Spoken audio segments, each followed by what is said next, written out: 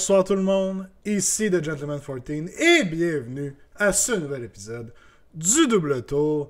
Cette semaine, on continue notre lancée de review de Battletome en retard avec les Bone Daddies, les Ossiarch Bone Reapers. Donc, ils ont enfin reçu un tome fonctionnel avec la 3e édition. Et c'est ce soir qu'on va aller voir de quoi ça a l'air. Honnêtement, on a des tomes vraiment très forts. Là. Toutes les Battletomes qui sont sortis dernièrement sont vraiment, vraiment très bons. Et Ossiarch Bone Reapers en font partie. Donc, j'ai bien hâte de regarder ça avec vous, guys. Mais à part de ça, quoi de neuf? Comment ça va? Content de vous revoir cette semaine. Saline qui est déjà là. Crazy Choubi qui dit un verre de vin, du OB et les SMR le plus sexy de Twitch. Que demande le peuple? Je suis là pour donner au peuple. Là. Tu le dis très bien, Crazy Choubi. Je vous le fais là. Tu vois bien?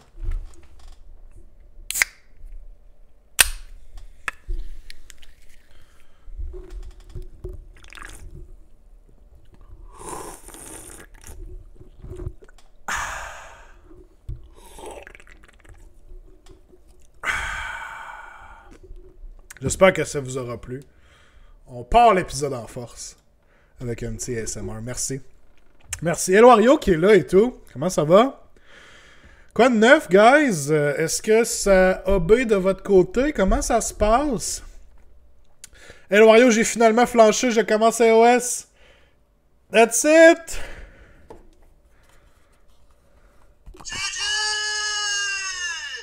GG. GG. That's it. J'espère. Est-ce que mes conseils t'ont été utiles finalement? Est-ce que tu y vas avec un des choix qu'on s'était parlé ou tout aller dans une autre direction parce que je dis n'importe quoi? Ça se peut. Ça se peut aussi. Ça se peut très bien aussi. Crazy Choubi qui dit j'ai peint du Seraphon à fond, comme tu te doutes. Ben effectivement, hein, on est là-dedans. J'ai quand même hâte qu'ils sortent les nouveaux modèles aussi, les autres modèles, là, le reste de la wave. Fait que j'ai hâte d'en avoir un peu plus. Du beau Head of Knights, je veux offrir la tentation. Bon choix, excellent choix. À part si tu peins des Blizzbar Archers, là c'est un très mauvais choix finalement. Ça se peut que tu regrettes ton choix. Mais c'est super intime, là, je veux dire. Tu vas souffrir si c'est toi qui peins les modèles. Fait c'est ce que cela neige veut. Moi, j'achève mon slump. J'ai toujours ma période post-clash. Puis je prends toujours un break. Je pense que c'est important au tout de prendre un break du hobby de temps en temps. Pas prendre ça non plus comme une tâche, comme une job. Puis bon, ça fait plusieurs semaines que j'en parle déjà. Je gamais ces temps-ci. Je jouais à Jedi Survivor. Et là, j'ai terminé l'histoire principale en fin de semaine. Excellent jeu, by the way, pour ceux qui se demandaient. Honnêtement, c'était vraiment sur la coche. Beaucoup aimé, fait que là, je vais tranquillement le 100% sur le side. Mais là, je suis sur le bord de repartir. Là. Je suis sur le bord de repartir sur la peinture. Puis je sais pas avec quoi je recommence. Pour bien faire, là, avant de rembarquer dans mes projets actuels, là, faudrait que je monte mon modèle Caradron qu'Alex m'a donné. Puis que je peinture. Là. Je pense qu'il va falloir que ça se fasse. Là. Fait que je pense que je vais me cleanse de palette avec ça. Là. Ça devrait faire du bien. Ça dit j'ai 3 games de nouveau Seraphon. Je suis 0-3, mais j'apprends. C'est correct. Ça va finir par rentrer. Tu fais bien première séance peinte depuis le clash. Non, c'est ça. C'est important de prendre le temps. Je pense qu'il ne faut pas se regarrocher nécessairement là-dedans. Là. Mais ouais. Combien de fois tu as joué Crouch? Je sais pas si tu t'adressais à moi ou à Saline. Bon, probablement plus à Saline. Moi, j'ai joué une game à date avec les nouveaux Seraphons sur TTS. Puis ça a été une défaite pour moi aussi, mais très, très, très serré. Mais c'était pas un bon match-up. Puis je jouais Coalesce. Je jouais des agradons pour les essayer. C'était pas mauvais, mais j'ai pas encore essayé Starborn. Ça va être dans mes prochains essais, c'est sûr. Caradron pas mal plus lourd en plus. Une petite affaire de lore. J'ai pas encore joué Croak, je l'ai laissé, je dis ouais. Croak vaut la peine. Croak, son price tag, il le vaut. Ça, c'est clair. Ça, c'est sûr. Avant toute chose, juste aller valider effectivement que ça c'est sold out. Événement, je pense que oui. Yes, le Red Bridge Rumble est sold out. Donc, merci à tous ceux qui se sont inscrits. Très très hâte de faire ça avec vous. 3 juin, ça approche quand même assez vite. Tous les détails sur le tournoi devraient sortir là, probablement le 3 juin, c'est dans 2 semaines. Fait que la semaine prochaine, c'est sûr que les détails vont sortir. Mais ça devrait être cool. On va avoir une belle petite journée pour le Red Bridge Rumble. Fait que ça va être très très plaisant. Le meilleur ami de Croak, c'est Belacor, je vous le dis. Foutu Belacor.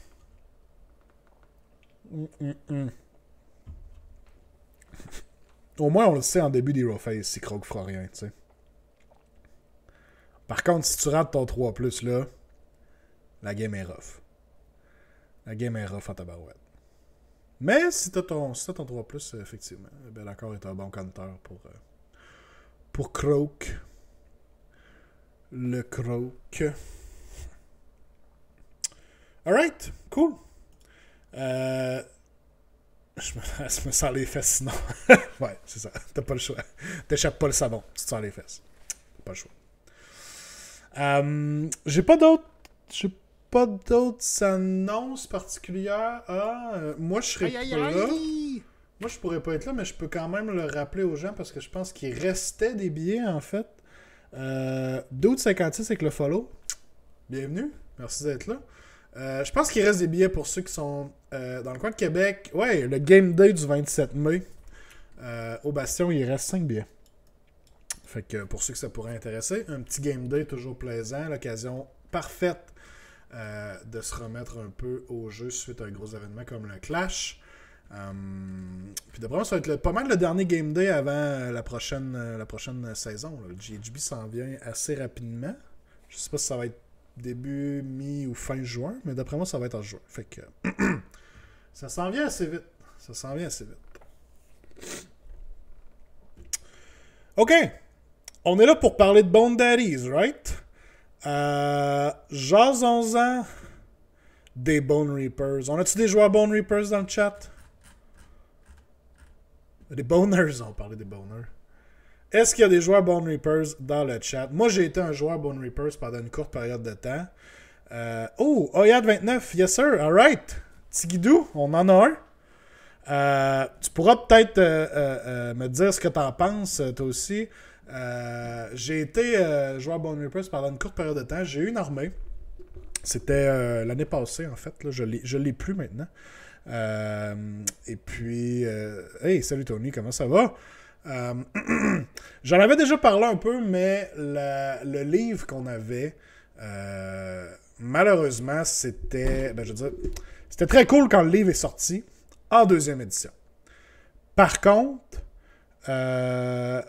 quand on était rendu en 3e édition, c'était très, très, très apparent que le livre Bone Reapers avait été une genre de bêta test pour la 3e édition.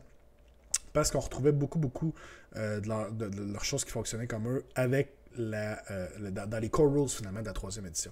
Par contre, le problème, c'est que on était rendu avec plein de très bonnes commandability avec les core rules de 3e édition, auxquels Bone Reapers n'y avait pas accès. Ils étaient vraiment comme séparés de leur bord avec leur Relentless Discipline Points, leur commande à eux, et ça pouvait être très très très problématique ne pas avoir accès à ces armées-là.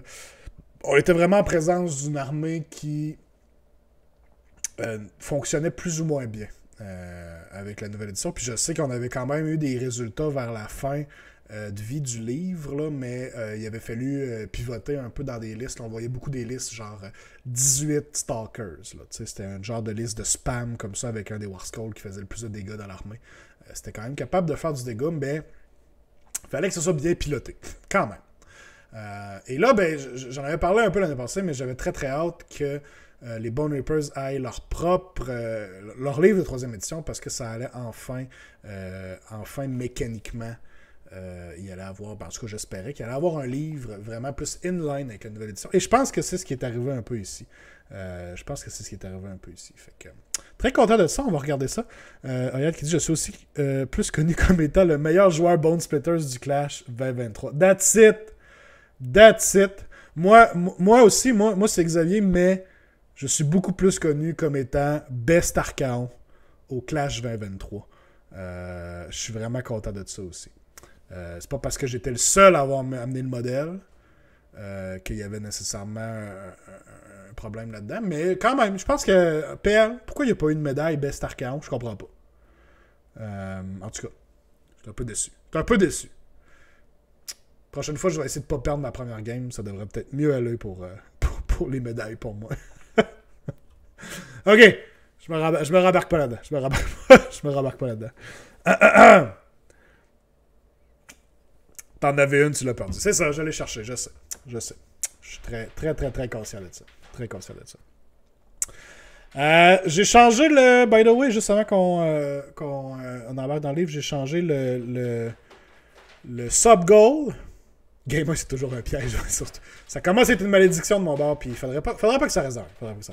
J'ai changé le Twitch goal, le sub-goal, pardon, si jamais ça intéresse des gens. Je me suis dit qu'on pourrait se donner un petit sub-goal un peu plus. Parce qu'avant ça, j'avais mis le sub-goal de faire un Jeopardy. Un Jeopardy avec les subs, c'est quelque chose que je veux faire anyway.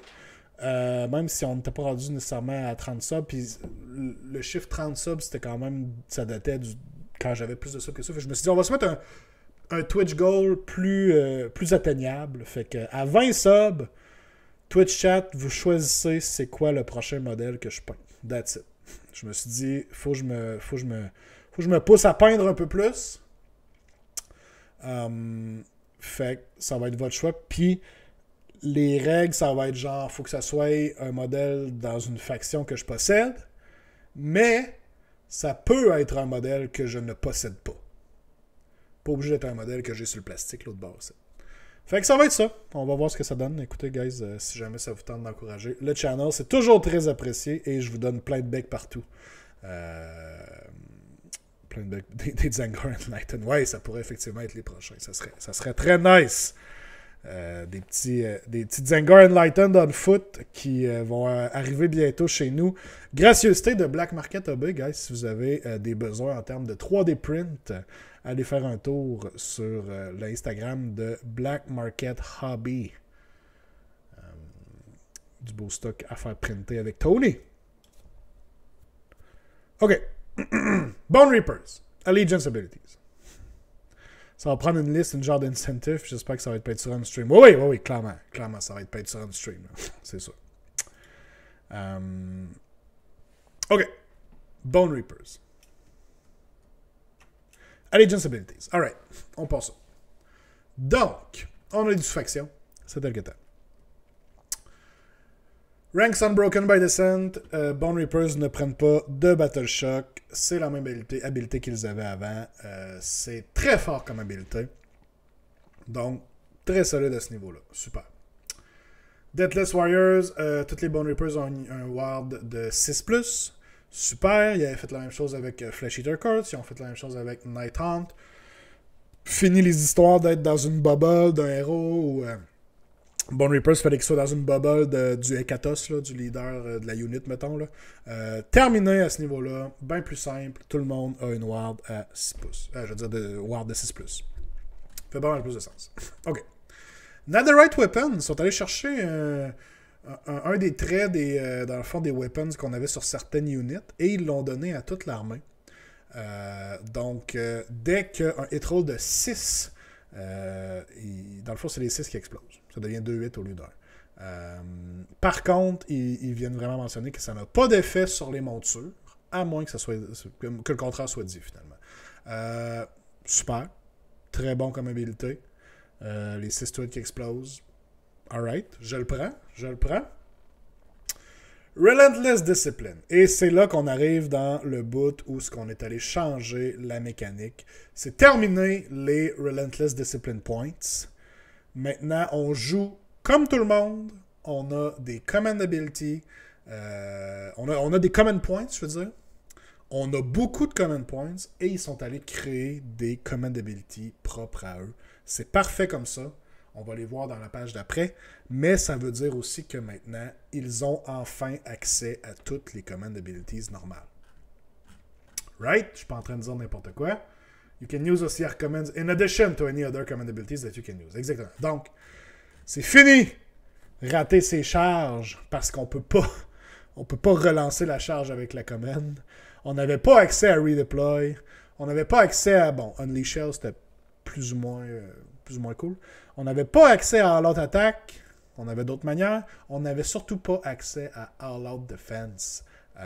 Donc, vraiment, on avait... on passait à côté de la track sur certaines des plus grosses command abilities de la 3e édition. On s'entend, Redeploy, puis All Out Defense, c'est pas mal deux des meilleurs command abilities du jeu, au complet. Fait que, on les a, maintenant. En gros, la manière d'avoir un... c'est quoi ça? J'ai tué une Moratti avec un Spawn of Chotix sur un Unleash. Nice, ça vaut la peine de le mentionner. Ça vaut quand même la peine de le mentionner. Très cool. Donc, comment ça marche au niveau de vos command points?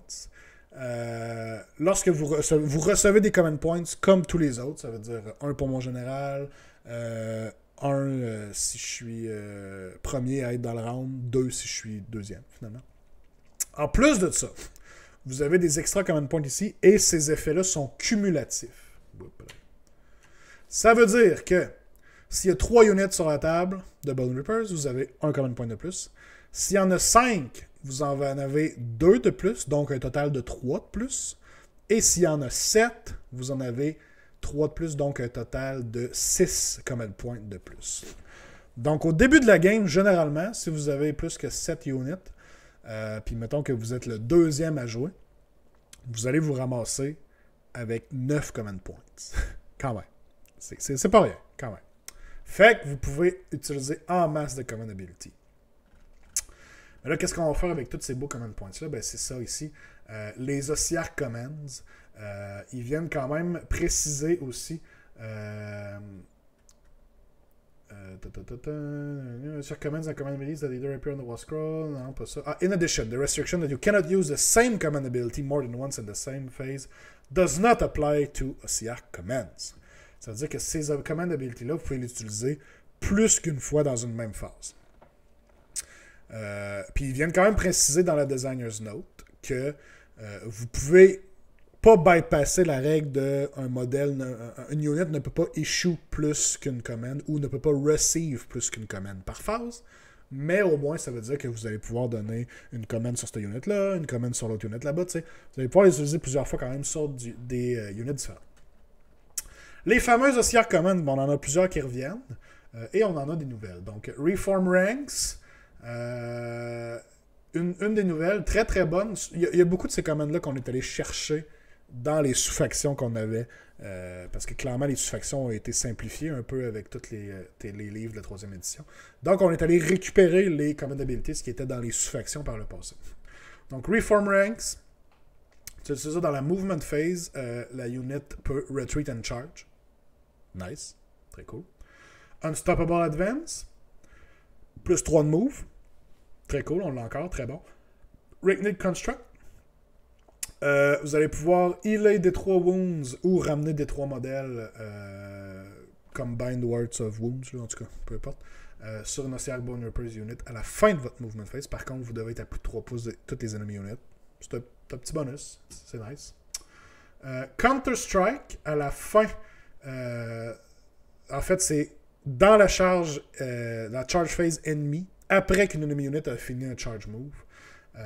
Vous devez utiliser ça sur une Bone Reapers unit qui est en 3 pouces de la unit qui a fait un charge move dans le même tour, et à plus de 3 pouces de toutes les autres enemy units, plus 1 to wound pour la unit dans la following command phase. Fait que ça peut être un bon bonus à donner, surtout si l'adversaire n'est pas certain où est-ce qu'il va attaquer en premier, puis là, soudainement, vous lui forcez un peu la main parce que vous dites, ben, too bad, parce que cette unit-là va avoir plus 1 to wound si tu m'attaques pas en premier là, ça se peut qu'elle te fasse très mal. Donc, plus 1 to wound, toujours très solide. Impenetrable Ranks, plus 1 au Ward Roll pour une Bone Reapers unit dans... en fait, la grosse, le gros changement ici. Hey, salut Guillaume, comment ça va? Cette habileté-là ici, là, Impenetrable Ring, ça ressemble à celle des Night Hunt, qui ajoute plus 1 au Wild Roll. Pourquoi c'est plus fort que celle des Night Hunt? C'est parce que celle des Night Hunt, elle est strictement utilisée dans la combat phase. Ici, cette command ability-là est utilisée quand une Bone Reaper's unit est picked as the target of an attack. Et ça veut dire que vous pouvez même l'utiliser en fait dans n'importe quelle phase à laquelle vous êtes picked pour être la target d'une attaque. Ça veut dire combat phase, bien entendu, shooting phase, hero phase, si jamais l'ennemi peut se battre dans la hero phase, ça peut faire une méchante différence. Fait que plus un ward rolls, vos units tombent avec un 5 plus ward. Ça commence à être tanky. Fait que très solide. Bludgeon plus 1 de rend à un unit mini weapon au début de la combat phase. Très bon. Très bon. Des spells qui font des Mortal Wounds. Effectivement, non, je pense que tu peux pas l'utiliser parce que faut que tu sois picked as the target of an attack.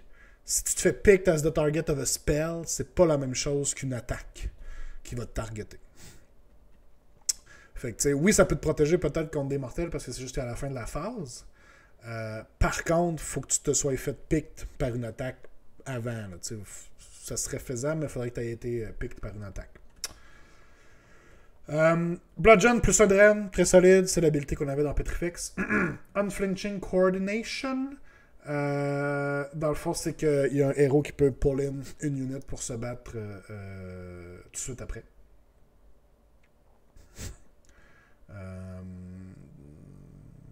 Puis il vient de préciser que ça peut pas être un autre Bone Reaper's Hero là, qui pourrait réenchaîner cette common ability-là. Là. Donc, nice. Ça peut des fois valoir la peine d'un petit héros qui va se battre avant. Ben, c'est n'importe quel Ossiarch Bone Reaper's Hero. Ça veut dire que ça pourrait être genre Catacross qui se bat, puis soudainement, ploup, un autre Ossiarch qui se bat. Donc, très cool, les commandes. On a beaucoup de choix, ce qui est bien, parce que je l'ai dit tantôt, ça se peut que vous commencez la game avec genre 9 command points. Fait qu'il faut que vous ayez des choses à faire avec vos CP. Puis quand vous générez vos CP, c'est... When you receive your starting command points, ok, fait que c'est juste au début du round aussi, c'est pas à chaque tour. Parfait. Fait que très cool, c'est très bon. Ça feel très en thème avec l'armée, une armée qui se fie sur ses leaders, se fie sur ses commandants, ses généraux, pour issue des commandes importantes à leurs troupes. Ça fonctionne très bien avec le lore de l'armée. Et on a beaucoup de choix. Et ce qui est cool là-dedans, ben, c'est que ça va venir vraiment tester un général qui doit prendre les bons choix, les bonnes décisions au bon moment. Donc, est-ce que je me garde des points pour plus tard faire un Impenetrable Ranks, ou c'est là que je dois faire un Unstoppable Advance, une bouffe de 3 pouces de plus, c'est là que c'est important. T'sais. Ça va vraiment venir tester le generalship des joueurs, et ça, c'est très cool. Très, très cool. OK. Command Traits. Bone Reaper's General. OK. On en a plusieurs. Dark Acolyte, Wizard Only, dans Hero Phase, le spell qui est casté en premier général et successfully cast, il ne peut pas être unbound. Ok, nice. Le problème avec ça, c'est qu'on va le voir un peu plus tard, c'est qu'on n'a pas beaucoup de plus to cast sur des dudes qui sont pas nommés. Fait que ça commence à être tough de dire je banque là-dessus un peu. Show of Superiority, pendant que je suis sur le battlefield, roule un dé, donc on vient voler un command... Non, c'est pas vrai. Sur un 5+, l'opponent doit spender 2 command points pour issue une command instead of one. Donc à chaque fois que l'adversaire doit utiliser une command ability, dans le fond sur un 5+, ça y prend 2 points au lieu de 1. Ça peut être quand même gossant. C'est comme un mini Total Eclipse, mais mieux balancé parce que c'est quand même juste sur un 5+. Fait que c'est pas reliable. Par contre, les fois que ça peut arriver, ça peut quand même être assez fort. Peut-être même empêcher l'adversaire de pouvoir utiliser la command ability. Fait.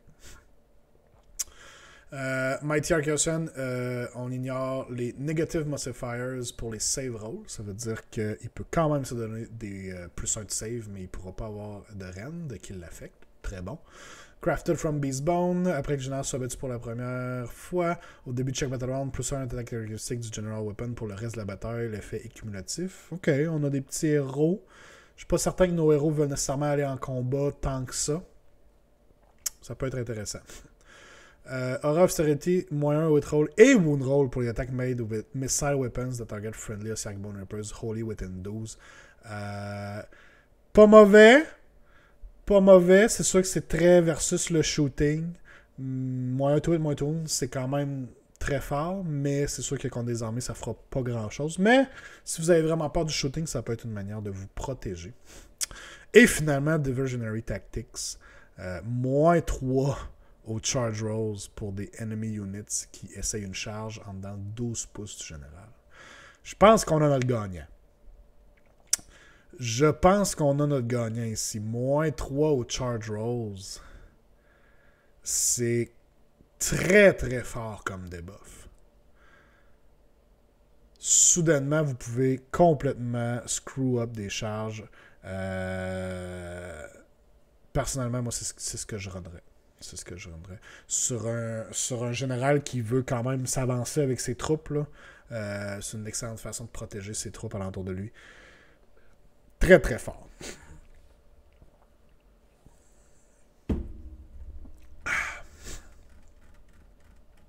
Les artefacts.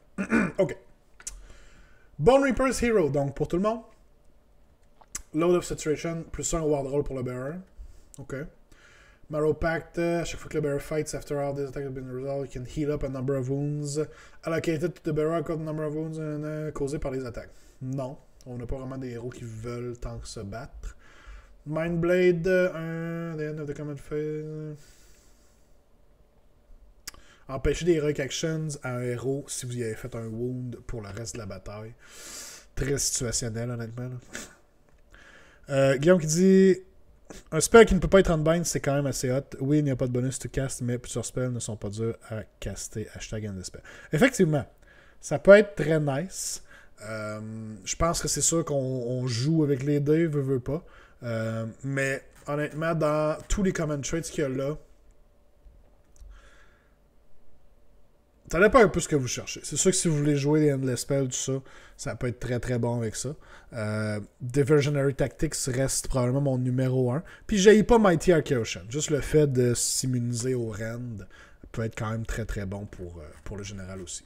Mais oui, je suis d'accord quand même que Dark Acolyte a sa place. Helm of Tyranny. Units cannot receive the Inspiring Presence while they are within 3 pouces of the bearer. In addition, il y a des 3 modèles de plus qui flee si vous êtes en dedans des 3 pouces du bearer. Ok. C'est un bon debuff.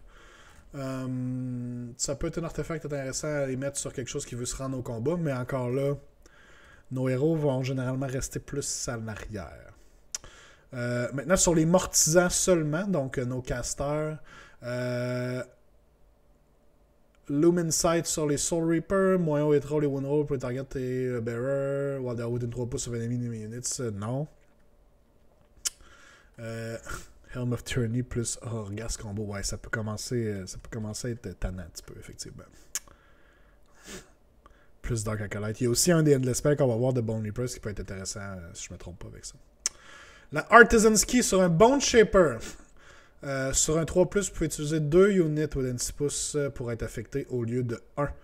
Ou vous pouvez choisir une unit within 6 pouces pour être affecté par la Bone Shaper Ability twice. Donc c'est de ramener des modèles.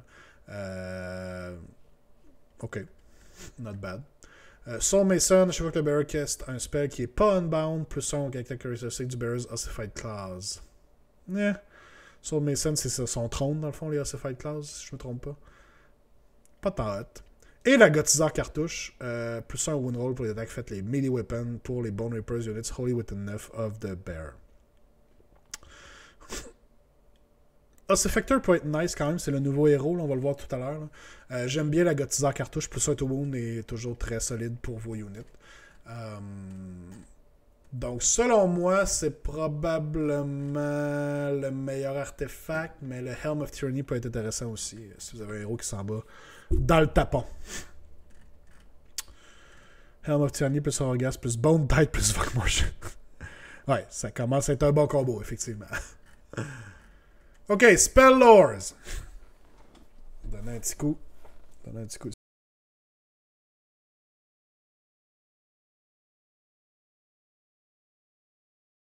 Ok. Spell Lore.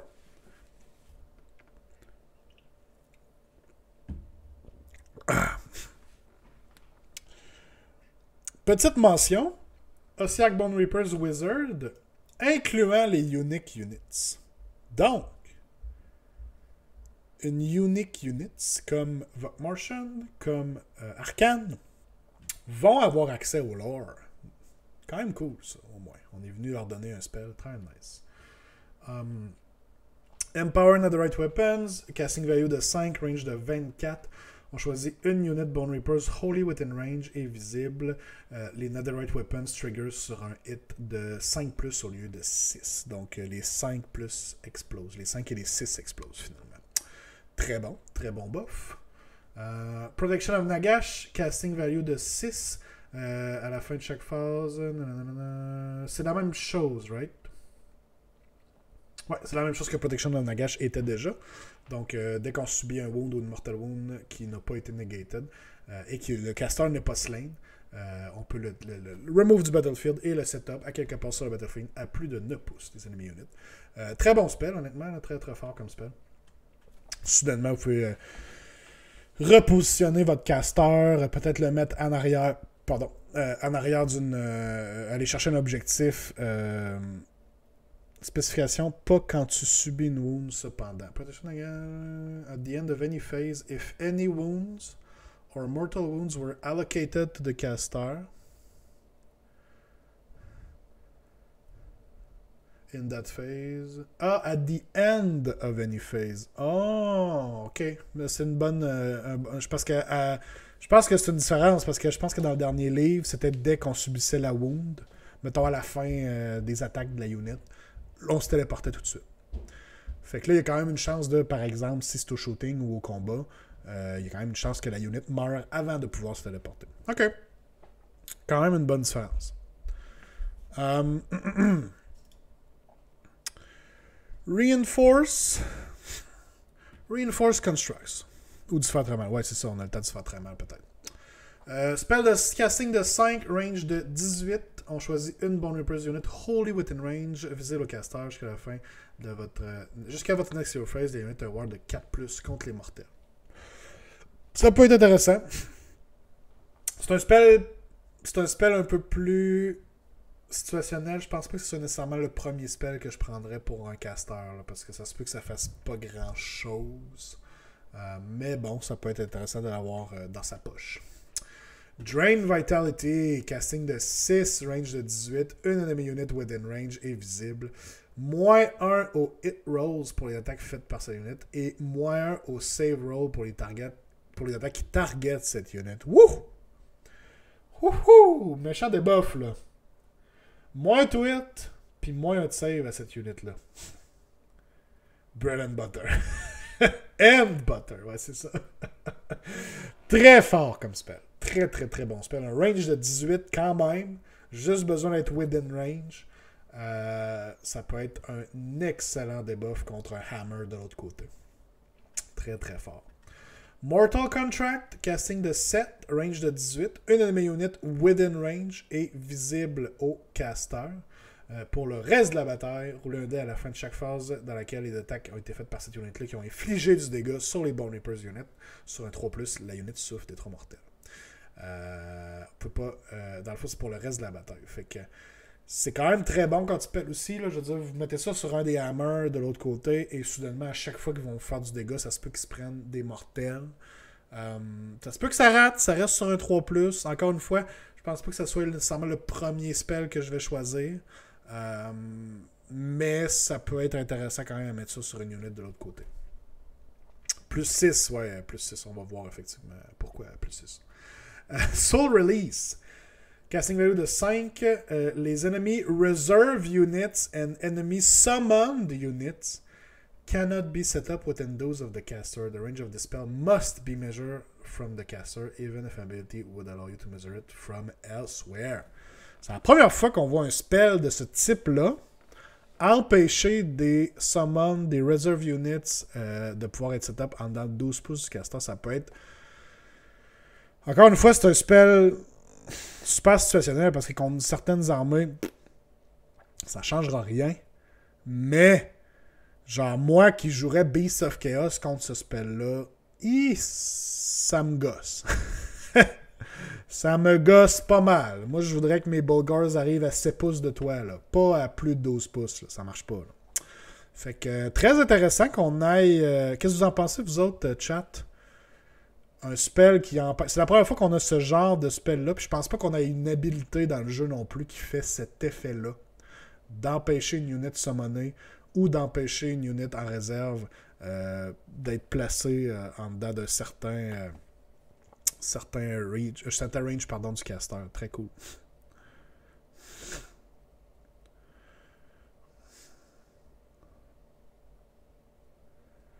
Très fort pour control the board. Avec Arcane, c'est à 18 pouces en plus. Ouais. 12 pouces deploy. Moins 3 de charge. Ben, ouais. Ça empêche beaucoup de charge. Ces deux habiletés-là fonctionneront pas ensemble. Parce que mais ça peut être deux affaires qui fait que les charges soudainement sont rendues très très dures à réussir. Fait que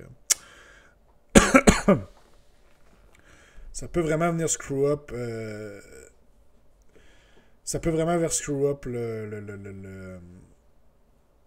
game plan de certaines armées, là, clairement. Fait que très bon spell lore, honnêtement. Je pense que le meilleur spell à prendre en premier, je pense que ça va être Drain Vitality. Ensuite de ça, probablement Empower Netherite Weapons parce que c'est un bon buff pour vos units. Puis après ça, j'ai l'impression que c'est un peu à votre choix. On a des spells intéressants, quoique situationnels. Mais je pense qu'une fois que vous avez Drain Vitality, une fois que vous avez Empower Netherite Weapons, ça va dépendre un peu. Le reste va dépendre un peu de ce que vous voulez faire avec votre liste, de comment votre liste est construite finalement. Fait que très cool. Très bon spell. OK. Les sous-factions. Donc, on est allé simplifier les sous-factions. C'est une bonne chose quand même. Bone Reapers, qui était un de nos derniers... un de nos derniers livres de la deuxième édition qui nous restait encore. Donc, on se rappelle, les sous-factions étaient pleines de bonnes choses. Command Trait, Artefact, Command Ability. On avait plein de trucs. Maintenant, c'est vraiment juste une habilité, comme la plupart des autres livres. Donc, Mortis Praetorians, une fois par tour durant la Enemy Charge Phase, après que l'enemy unit finishes a charge move, vous pouvez choisir une unit within 12 de cette enemy unit-là, et à plus de 3 pouces des autres enemy units, la unit peut essayer une charge. Quand même très fort comme habilité, parce que vous avez juste besoin d'être en dedans de 12 pouces d'une unit qui vient de charger. Et vous n'êtes même pas obligé de charger cette unit-là. Vous pouvez genre, ploup, charger de l'autre côté, vous en allez ailleurs. Ou vous pouvez vraiment la charger si vous voulez et soudainement poser un problème à l'adversaire. Honnêtement, très fort, pouvoir charger dans la charge phase de l'ennemi, ça peut vraiment screw up le plan de l'adversaire. Fait que j'aime bien. Petrifex Elite. Moins 1 au damage inflicted. Dans le fond, moins de damage contre tout ce qui est Hekatos et Godzilla Harvester Unit. Donc, Hekatos, le keyword Hekatos maintenant, c'est... en fait, ceux qui ont le keyword Hekatos, ce sont les Stalkers et les Immortis Guard. Et puis, bien entendu, le Harvester qui est nommé ici. Donc, moins de damage contre ces units-là. Donc, c'est clairement la faction à runner si vous voulez runner des gros monsieur, une armée plus élite. Très bon debuff, je veux dire, on le connaît, on l'avait avec Seraphon, on l'a encore avec Seraphon. Moins de damage, c'est à ne pas sous-estimer, ça peut faire beaucoup pour l'armée. Donc, Petrifex Elite, je pense qu'on va en voir pas mal des Petrifex Elite, ça fait un style de liste assez apprécié des gens. Donc, très bonne habileté à ce niveau-là. Staliarch Lords, rerouler les Charge Rolls pour toutes les units qui ont une monture. Tu sais, qu'est-ce qu'ils ont des montures finalement dans l'armée? Arcane, les chevaux. Ekatos, c'est aussi les deux sortes les Morghast en fait. Oui, merci de la précision, effectivement. Les Morghast Archaï et les Morghast Harbingers. Oui, effectivement. Donc, eux aussi ont moins de damage, ce qui est quand même nice. Staliarch Lord, je suis pas certain parce qu'on n'a pas grand chose qui vaut la peine sur quoi mettre ce buff-là, reroller les charges. Ça peut être cool si on fait une genre de liste full poney. Mais j'ai l'impression qu'on perd beaucoup à s'en aller dans cette direction-là, malheureusement. Ivory Host. Add 1 to the number of hits scored by the Netherite Weapons Battle Trait si le Unmodified Wound Roll hit roll était de 6 and any wounds or mortal wounds were allocated to that unit earlier in the turn.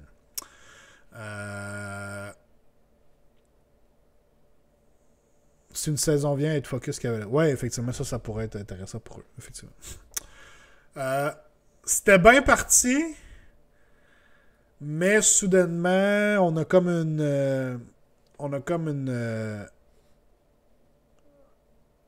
Il aurait dû avoir un point là pour que ce soit. C'était un peu ce que je suis en train de dire. T'sais. C'était bien parti, on avait une habilité intéressante, mais on a une restriction. Ce qui fait qu'on doit avoir subi des wounds ou des mortal wounds avant de frapper. Fait que c'est une habilité qui se veut plus défensive. Genre, je me suis fait attaquer puis je vais te réattaquer par la suite. Fait que c'est moins intéressant là, parce qu'on peut pas juste commencer dans mon tour, charger quelque chose puis l'attaquer avec ça. T'sais. Fait que effectivement, je pense que cette restriction-là vient quand même un peu gâcher l'habilité. Là. Est-ce que ça aurait été trop fort de juste leur donner des hits explose sur des 6 3 hits dans le fond là, sur des 6? C'est quand même une très bonne habilité. Là. Je sais pas. On avait quand même précisé que même si on a Empower Netherite Weapons, le triple hit se passe juste sur des 6 quand même. Ça s'applique pas sur les 5. Mais est-ce que ça aurait été trop fort? Je suis pas certain. Donc, c'est dommage pour Ivory Host. Null Myriad. Null Myriad. À chaque fois qu'une Null Myriad Unit Holy Within 9 d'un Null Myriad Mortisant ou Arcane est affecté par un spell ou les habiletés d'un Endless Spell, sur un 2+, on ignore les effets du spell ou des Endless Spells. Wouh! Ça, je veux pas jouer contre ça avec mon Dinge, avec Séraphon, avec Luminette. C'est un gros nom. C'est un gros nom. Fuck you, Croakbang. Ouais, c'est pas mal ça. C'est sûr que, encore une fois, je dois dire que c'est un classique. Bon, c'est situationnel. Il y a certaines armées contre lesquelles ça ne fera strictement rien. Et vous allez perdre une bonne habilité ailleurs. Mais contre les right matchups, ça peut être dévastateur. Et j'avais bien aimé le commentaire. Je pense que c'est dans le show de... de Warhammer Weekly. Ils avaient mentionné... Est-ce que Bone Reapers est soudainement devenu la meilleure armée à jouer dans un format avec un sideboard? Il y a des tournois aux États-Unis que le format est amener 2 listes et vous devez jouer avec les 2 durant le tournoi au moins une fois chaque, mais vous avez comme un choix à faire à chaque début de game. Et là, clairement, vous faites juste jouer votre armée autre, je sais pas, Petrified Exilite ou Mortis Praetorian, peu importe. Et votre sideboard, vous avez une armée Null Myriad prête à pogner un match-up de magie et vous êtes comme easy. C'est littéralement devenu la meilleure armée en format de sideboard. Clairement. Puis qui dit l'armée est déjà assez tanky pour gérer la magie. Donc, selon toi, elle n'a pas besoin d'aller en Null Myriad. Ce qui arrive, c'est que même versus des Chaos CA, tu évites le Purple Sun sur 10 de plus quand même. Si le Chaos joue un Purple Sun, Parce qu'honnêtement, je pense qu'une version de KO avec un bridge est vraiment meilleure qu'avec le Purple Sun. Mais oui, c'est sûr, ça peut peut-être éviter cette chose-là. Mais je trouve que c'est mettre beaucoup d'œufs dans le même panier alors qu'on pourrait avoir accès à d'autres bonnes habiletés. Là. Mais non, si vous voulez être genre complètement anti-magie, vous avez la sous-faction pour faire chier votre adversaire. Clairement. Si vous jouez contre PL, vous amenez Non-Myriad. Clairement. Et finalement, Crematorians. À chaque fois qu'un modèle est slain, avant de le remove from play, vous choisissez une enemy unit within 3 pouces du modèle et vous roulez un dé égal aux wounds caractéristiques du modèle. Pour chaque 5+, la unit souffre un mortel. C'est quand même bon, honnêtement, comme habilité maintenant. Le fait que les modèles meurent. Pauvre connard de paix. Honnêtement, j'ai vu des listes passer Crematorians et tout, puis je pense que ça peut très bien faire la job. Ma bref, j'ai hâte d'essayer ma liste de Sword Martek. Ouais, clairement. Clairement. Honnêtement, quand j'avais mon armée, j'avais une armée complètement sur le plastique, là, mais j'avais vraiment un gros lot de Bone Reapers. Puis j'avais genre 70 Mortek Guard. Là. Ça aurait été le genre de liste que j'aurais essayé, c'est sûr et certain. Honnêtement, ça va être très cool à jouer. L'autre se tue sur tes modèles, ça peut être quand même assez drôle. Fait que totalement de résultats. Mais surtout si on joue, effectivement, on a une command ability pour ramener des modèles, on l'a vu tantôt, mais on a d'autres manières. Et on a le Harvester. Ça peut être très facile de ramener surtout des Mortec là, qu'on peut aller jusqu'à 30. Là. Alright. Fait que, selon moi, vous allez voir beaucoup de Petrifex Elite, de Crematorians. D'après moi, on va voir quelques Mortis Praetorians et tout. Je pense qu'il y a quand même un bon power avec Mortis Praetorians. Et on va avoir des... on va avoir du monde complètement fou qui vont dire « Moi, je m'en vais à un tournoi avec No Myriad » puis qui s'en vont détruire les rêves des armées qui cassent des spells. Respect à ces gens-là. Respect à ces gens-là, quand même. Ils sont genre, moi, je m'en vais gâcher les games de tous ceux qui veulent casser des spells. Fini. No Myriad for the win. That's it. On a trouvé Guillaume. Guillaume veut aller gâcher des rêves, détruire des rêves. J'aime ça. J'aime ça. OK. On va passer à travers du Path to Glory. Path to Glory.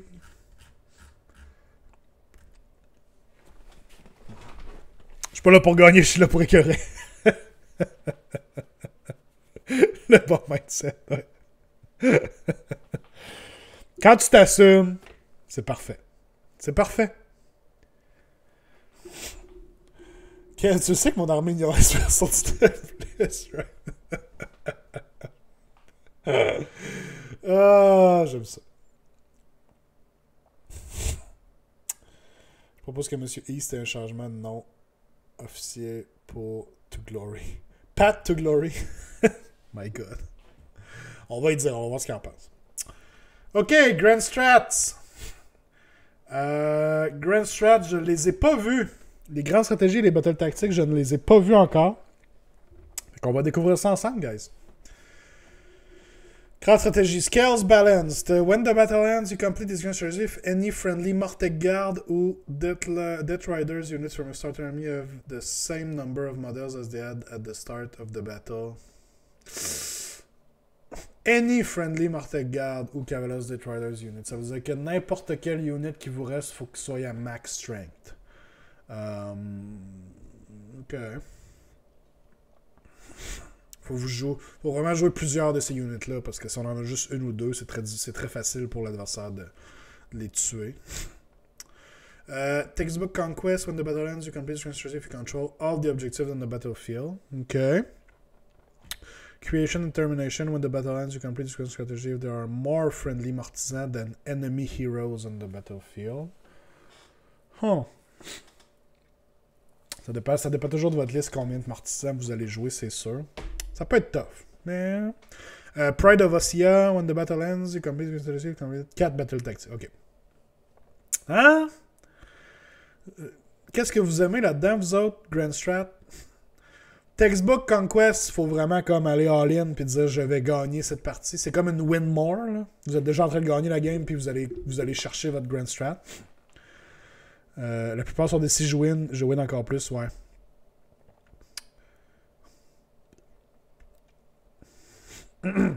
Ben, Pride of Ossia, faire 4 tactiques. Completed at least 4 battle tactics. And every battle tactics you completed this battle was from the flawless executions list below. Ça veut dire qu'il faut que vous fassiez 4 ou 5 battle tactics dans votre game et qu'elles doivent venir de la liste d'en dessous ici. Fait que ça dépend. Ça dépend un peu de comment les battle tactics sont. Fait qu'on va aller les lire. Trample Defiant, une Death Rider Unit. Ok, si on l'avait dans l'update, il faut qu'elle ait fait une charge move qui soit dans 3 pouces de l'enemy unit à la fin du tour. Ça peut être dangereux parce qu'il faut pas que vous tuiez la enemy unit. Faut pas que la enemy unit vous tue. Et si vous commencez à tuer trop de modèles, ben soudainement, ça se peut qu'ils soient plus en 3 pouces. Fait que ça peut être quand même dangereux. Sculptor's Entourage. A friendly Mortis Guard unit and the friendly Mortisan are contesting the same objective wholly outside territory. Ça, c'est faisable. Quand même faisable. Remorseless Bombardment avec un crawler. Destroyed during this turn by attacks, ok. Faut jouer des crawlers. Tide Demands. Destroyed par un Godstar Harvester. Ça commence à être tough parce que là, je vois que la plupart des battle tactics, ça dépend de ce que vous jouez dans votre liste. C'est dur de dire que votre liste va avoir chacune de ces units-là dans la liste. Complete the battle tactic. 2 or more friendly Necropolis Stalkers units wholly within enemy territory more than 9. 3 or more Bone Reapers units models return to them and this turn using construct ability and did not have models staying this turn. Ouais. Trample puis Sculptor, c'est ok, ouais.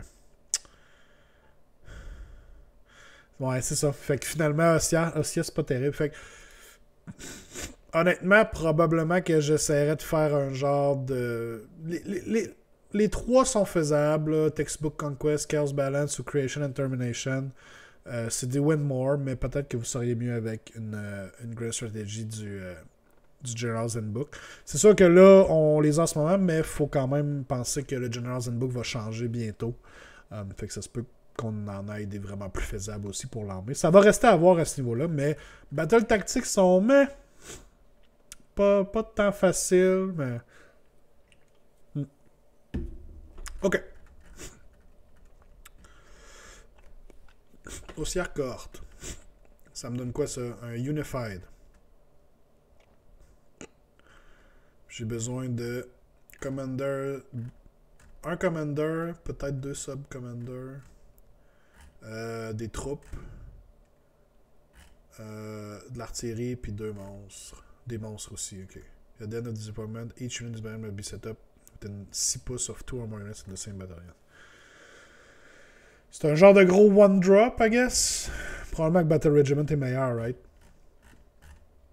On skip. Ok, Nagash, on commence les War Scrolls. Ok. On va parler du nouveau Nagash. On va en parler là parce qu'on en parlera. On va le revoir et tout dans le review des Soulblight Gravelords. Mais on n'aura pas besoin d'en reparler cette fois-là. Mais bon. Nagash, 18 points, 3 plus save. Il y a du Ren 3, il y a du Ren 2. Peut caster jusqu'à 8 spells. Les gros changements, et là j'y vais de mémoire. Corrigez-moi si je me trompe, guys. Les gros changements. Bon. Il connaît tous les spells des lore dans l'allégeance qu'il est. C'est un War Master. À la canache, il y a plus 3 to cast on bind 10 spells. Invocation of Nagash qui commence à 24 pouces. Chaque summonable, mordant ou Ossiarch Bone Reapers unit wholly within range of this unit. Vous pouvez healer 3 wounds à cette unit-là. Ou, si pas de wounds ont été allocated, vous pouvez retourner un nombre de slain models. Ok. Les Death Units wholly within those de lui ont un ward de 5+. Excellent. Supreme Lord of the Undead, de Phase, vous pouvez choisir Summonable Mordant Siak Bonapers Unit avec une caractéristique de 3 ou moins qui a été détruite et sur un 3+, a new replacement unit with half of the models. Added to your army, replacing... Ok. Fait qu'il peut ramener une unit qui a été détruite. 9 Books of Nagash, c'est beau. Parce qu'il commence à 8 spells puis ça descend à 4 spells. End of Dust n'a pas changé. Ouais, puis Soul Stealer.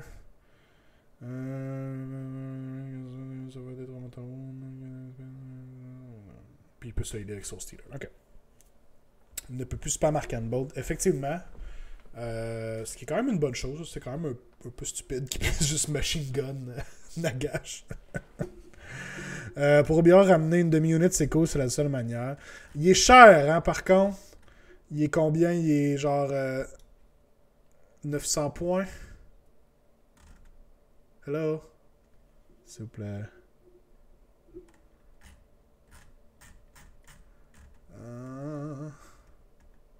965 points.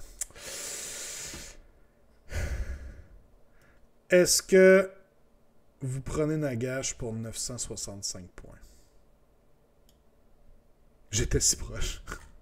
C'était un bon guess. C'était un bon guess.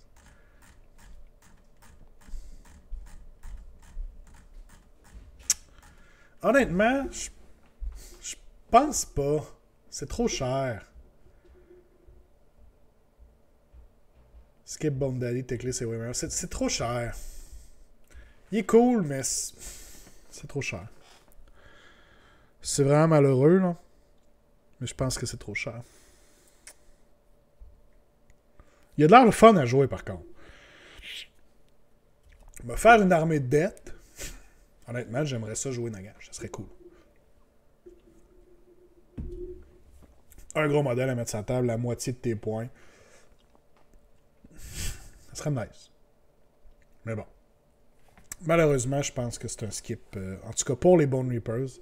On pourra en rejaser avec les Soul Blight la semaine prochaine, mais pour Bone Reapers, je pense que c'est un skip. Leur billard est pas assez bon pour en finir ici. Ben c'est ça. Cast 8 spells, mais à un moment donné, qu'est-ce qu'il casse, là, tu sais? Si vous prenez Nagash, vous voulez des units sur le terrain, là, soudainement, vous voulez pas nécessairement mettre d'autres héros avec lui, fait il est très dur à justifier. Ok, mon boy, Catacross. Catacross qui a été quand même simplifié aussi dans la manière que ses weapons fonctionnent. Très très bien. Fait Catacross 20 wounds sur un 3+ save. Très cool. Fait encore généralement ce que Catacross faisait. La dernière fois qu'il était vraiment effectif, Nagash, ça remonte à quand? Début V2 dans les Legend of Nagash. Ah. Après, peut-être? Est-ce qu'il a été joué un peu avec le livre... le livre de Soul Blight à la fin de la V2? Je suis pas certain. Mais c'est une bonne question. Saline, je ne fais aucun commentaire sur ton commentaire. Donc, Catacross, Warmaster, les compagnons sont avec des Retinue Blades, c'était vraiment compliqué avant. Attaquer avec les compagnons, c'était genre tout plein de profils différents. On a simplifié ça, parfait. Et maintenant, il ne perd plus les habiletés de ses compagnons, ce qui est quand même nice. Donc, le Prime Necrophoros, il peut issue une commande à une Bone Reapers unit n'importe où sur le battlefield, sans qu'un command point soit spent. Au début de votre hero phase, vous pouvez choisir un enemy unit sur le battlefield, moins un to hit pour cette unit-là qui target des Bone Reapers unit. Très cool. Le Spy Master, sur un 5+, une fois par tour, vous pouvez voler un command point. En fait, enlever un command point. Vous ne le volez pas, vous l'enlevez. Do nothing this one's mine. Donc, use the bottom row of this unit's damage damage what is within 3 pouces of any enemy heroes. Donc, c'est quand même cool parce qu'il dégrade encore, dans le sens où que plus il souffre de wound, plus ça va être juste Catacross qui se bat. Mais, dès que vous êtes en dedans de 3 pouces d'un héros, c'est Catacross qui dit « Il est à moi, je m'en occupe ». Fait que vous utilisez la dernière... la row ici, là, avec 4 attaques d'Inda 4, 3+1+, -3, 3, et 4 attaques du Shield Immortis. Donc, c'est vraiment cool parce que C'était hot comme habileté, mais le gros problème, c'est que c'est ça. Il fallait qu'il soit vraiment descendu beaucoup en termes de vie, puis souvent il mourait rendu là. Fait que c'était quand même assez dommage à ce niveau-là. Fait que là, au moins, ça va arriver plus souvent. Nagash dans son Black V2 avec sa 12 pèse, c'était vraiment bien. Là aussi, le moment, les X-Straight avaient une règle de bodyguard. Ouais, c'est ça. On l'a vu un peu dans le dernier livre Night Hunt. Parce qu'il y avait des excellents spells en Night Hunt et tout. Ils se donnaient genre reroll to it, reroll to wound. Ouais. Mortark of the Necropolis, donc il va pouvoir ramener des modèles. Ou ramener des modèles ou healer de 3 wounds. Si c'est Immortis Guard ou Necropolis Stalker, vous pouvez healer 3 wounds ou sur un 3+, ramener un slain modèle. Fait que ça et tout, c'était un gros problème qu'on pouvait jamais ramener de modèle avec les Stalkers, les Immortis Guard parce qu'ils étaient 4 wounds. Maintenant, c'est faisable, donc très cool pour ça. Donc, je peux passer les wounds à plein de minutes, puis les Hero Phase et ramener les X-Ray qui avaient passé les wounds. Ouais, c'est ça, c'était vraiment bon pour ça. Endless Duty, bon, il a gardé ses common ability qui donne +1 aux attaques characteristiques. Et Supreme Lord of the Bone Reaper Legions. Faut que vous soyez à plus de 3 pouces des ennemis units, par contre. Dans le fond. C'est comme une aura qui se donne à lui-même. Et jusqu'à notre prochaine Hero Phase, +1 au hit roll et +1 au save roll de toutes les Osiark Bone Reaper units. Holy Weighted 24 de Catacross. Quand même pas mal. Très bon buff, encore une fois. Mad Mike Gaming, hello, salut. Très solide, il est bien ce nouveau Battletome, très solide jusqu'à maintenant. Très solide, effectivement. 3+, c'est hot, surtout que maintenant les Stalkers plus les Mortisguards ont 5 wounds. Ouais, on va voir les Stalkers puis les Mortisguards. Stalkers sont encore très bons. Les Gardes ont eu un très beau glow-up. On va y arriver tantôt. Donc, Catacross, très cool, honnêtement. Il est encore Mortis Praetorians.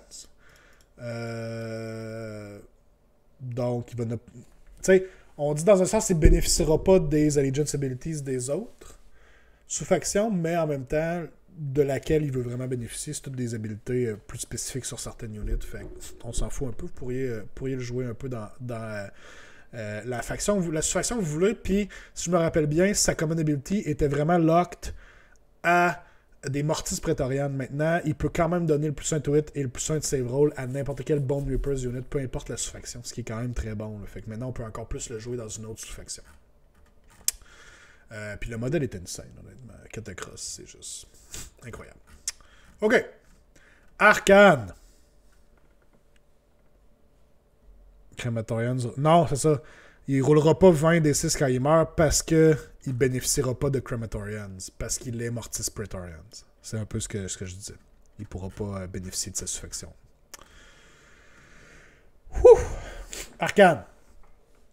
Arcane fait encore ce qu'Arcane faisait. Ok, s'il aurait bénéficié, ouais, ça aurait été hot, effectivement. 14 wounds, 3+ save. Il fait un petit peu de dégâts en combat, on le prend pas vraiment pour ça. On le prend parce que c'est un wizard, il casse 3 spells, unbind 3 spells. Il connaît tout le lore du spell lore finalement. C'est un War Master aussi, très cool. Et on a de nouvelles habilités quand même. Feaster of Soul, chaque fois que cette unit fight, après que toutes les attaques aient été résolvées, vous pouvez healer un nombre de wounds égal au nombre de wounds causés jusqu'à un maximum de 6. Donc c'est une règle qui fait penser un peu aux règles de Hunger dans son Black Gravelord, ce qu'on va voir la semaine prochaine, mais dans le fond, quand il se bat, il va pouvoir se healer. Très important pour garder Arcane en vie, surtout si vous le garochez un peu pour aller se battre. Peut quand même aller, tu sais, je veux dire, son dégât est correct, là. Peut quand même aller tuer genre du chaff, là. Ça peut être faisable, là. Fait que soudainement il peut aller se healer sur une petite unit facile à tuer.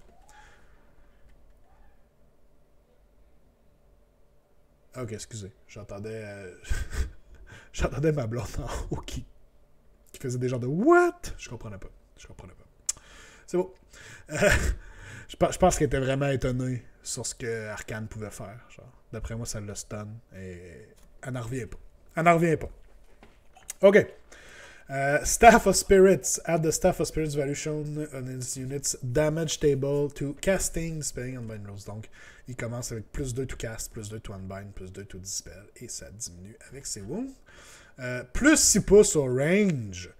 des spells castés par les Friendly Death Wizards, alors qu'ils sont wholly within 18 de cette unit-là. Donc, on a vraiment des combos intéressants avec Arcane. Plus 6 pouces, très très bon buff. On voyait tantôt les spells étaient très solides. Hein? Drain Vitality, on se rappelle, c'était une unit à 18 pouces. Ben là, soudainement, à 24 pouces, ça commence à être très très très loin pour débuffer l'adversaire. On peut rajouter 6 pouces sur les Endless Spells qu'on cast. On va voir les Endless Spells Bone Reapers tantôt, mais un petit Purple Sun aussi, ça peut être quand même intéressant de le garrocher à 14 pouces au lieu de 8 pouces. Honnêtement, très très fort comme habilité. Avant, c'était une common ability, si je me rappelle bien. Là, c'est juste tout le temps. Mortark of Sacrament, il peut ramener des wounds, tout ça, un peu comme Catacross avait. Et Curse of Years. Curse of Years n'a pas changé, right?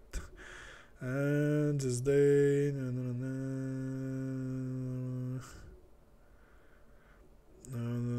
A roll of one always fails to call. Ok, fait qu'ils ont changé que ça peut plus aller à l'infini. Là. Fait qu'il faut vous rouler les 2+ à la fin constamment pour tuer quelque chose. Mais ça peut quand même insta-kill n'importe quoi dans le jeu.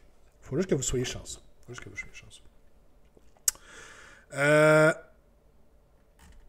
Qu'est-ce que vous pensez d'Arcane?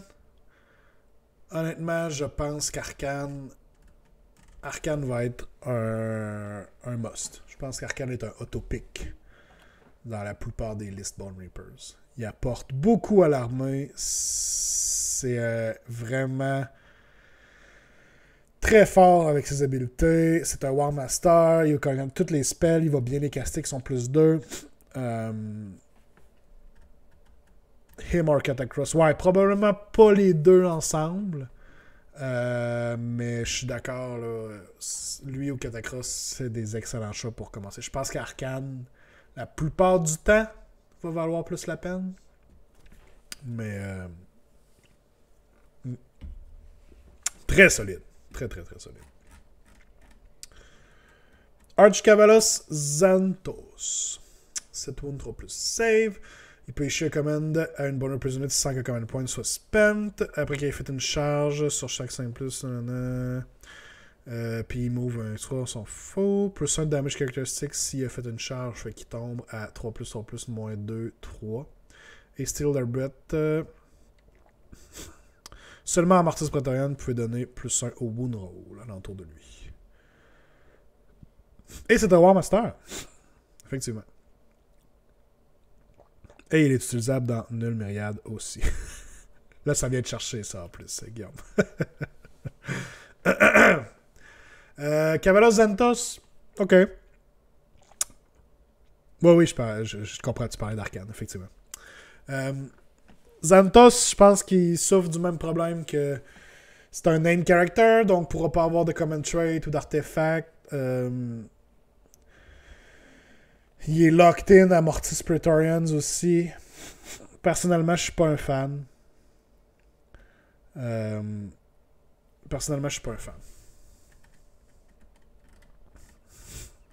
Vok Martian. 220 points en plus, oui, merci. Est-ce qu'on a le plus gros glow-up ici avec Vok Martian? Le premier modèle Bone Reapers à avoir été introduit. C'est le premier qu'on a vu. Et c'était celui qu'on ne voyait jamais sur les tables. Mais là, on a de nouvelles habiletés intéressantes. Là. 2 spells, casse 2 spells, unbind 2 spells, connaît tous les spells du lore, ça part bien. Contract of Nagash. Au début de la combat phase, vous pouvez choisir une enemy unit en 3+ de cette unit et rouler un dé. Sur un 3+, votre opponent doit spender un command point pour choisir cette unit-là to be the target of that enemy's unit's attack. Ok. Habilité intéressante. Soudainement, si vous voulez attaquer mon bonhomme, ça va vous coûter un command point. Cool. C'est un bébé bel accord. Dans un sens. Faut que vous réussissiez votre 3+, mais quand même, soudainement, ça peut être très dur pour l'adversaire de dire « Ok, oui, il faut que je le tue, ça me prend un common point pour faire ça. » Mais en plus, c'est que ils vont utiliser un common point dans la combat phase. Fait que soudainement, ça les limite sur ce qu'ils vont pouvoir utiliser. Grim Warnings, -2 Bravery characteristic des enemy units within 12. Et si le modèle pick to be the general, l'ennemi général a été slain 3. On enlève 3 à la Bravery au lieu de 2. Un petit debuff. Intéressant. Et finalement, Mortal Touch, son spell, casting value de 7 et un range de 1 pouce. Si c'est réussi, on choisit un modèle within range et visible au caster. Et on roule un dé. Sur un 4+, le modèle est slain. Le range ne peut pas être modifié et must be measured from the caster, even if an ability would allow you to measure it from somewhere else. Nice. Un spell intéressant. C'est un bébé Bellacar plus un bébé Nagash. C'est un bébé tout. C'est un bébé tout. Quand même nice, Buck Martian, honnêtement. Soudainement, je le vois vraiment plus sur la table. Juste le fait qu'il connaisse tout le lore et qu'il soit un two-cast wizard. Ça peut être très intéressant. Il y a un spell intéressant et 2 habilités quand même qui peuvent avoir un certain impact aussi. Là. Avec la Bravery Bombs qui peut être quelque chose dans cette armée-là. Là. Soudainement, ça peut être assez dangereux pour certaines units de perdre beaucoup de modèles. Fait qu'il peut en faire partie, effectivement. Donc, cool. Tu sais, c'est bien parce qu'on le voyait jamais. Comme je disais tantôt, là, ce modèle-là n'était jamais sur les tables. Et là, ben, soudainement, beaucoup plus de chances de se retrouver dans une liste. Le Ossifactor, le nouveau modèle pour les Bone Reapers. Donc, un Wizard caste un spell. Vous pouvez choisir un Godsa Harvester, Mortec Crawler ou Morghast Unit Holy Within 12 de dans votre Hero Phase et choisir une augmentation. Donc, vous pouvez soit donner un buff qui ignore la première wound ou Mortal Wound dans chaque phase. Et ça dure jusqu'à votre prochaine Hero Phase. Vous pouvez sinon donner que les hit rolls faites avec un Missile Weapon de 6 score 2 hits. Make a wound and save roll for each hit. Donc c'est comme vous donnez les Netherite Weapons au Mortec Crawler. Et Empower Ossification, c'est son spell. Casting de 5, range de 24. Le caster peut choisir jusqu'à 3 units de Harvester. Pardon. Oui. Units in combination that are wholly within range to benefit from the refined creations ability instead of 1. That is wholly within 12. Fait que si vous réussissez votre spell, vous pouvez choisir jusqu'à 3 units pour bénéficier des bonus qui donnent plus haut, au lieu de juste une.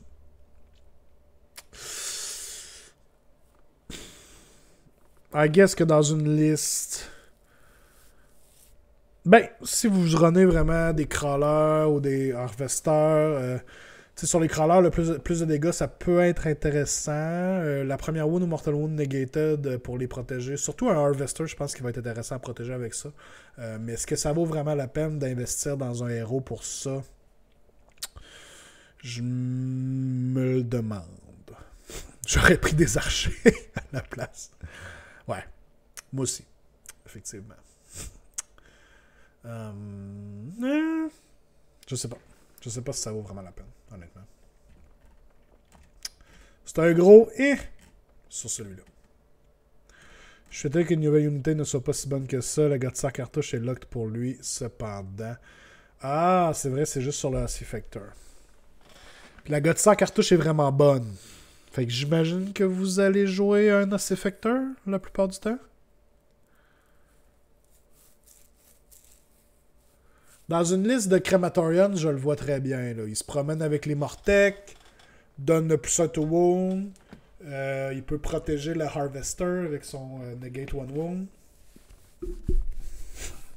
Ouais. OK.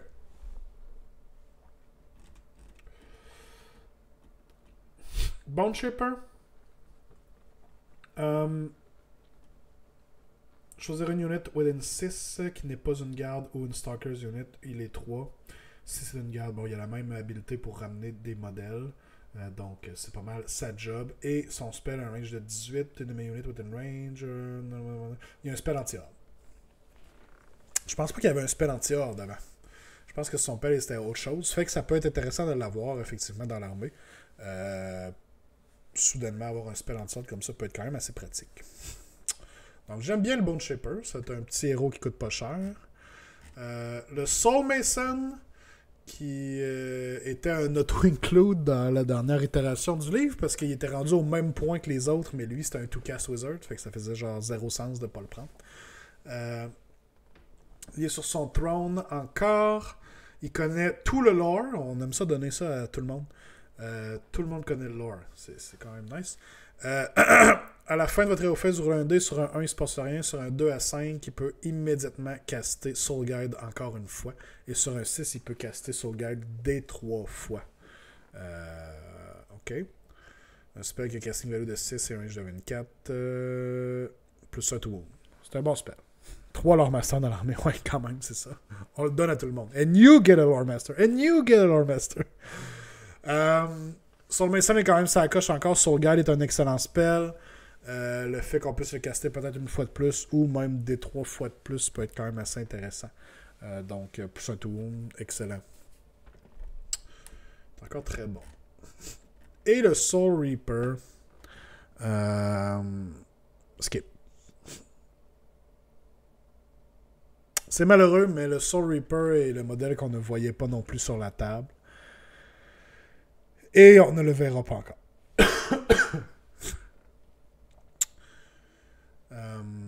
C'est dommage parce que moi je l'aime bien le modèle. Le modèle est cool, mais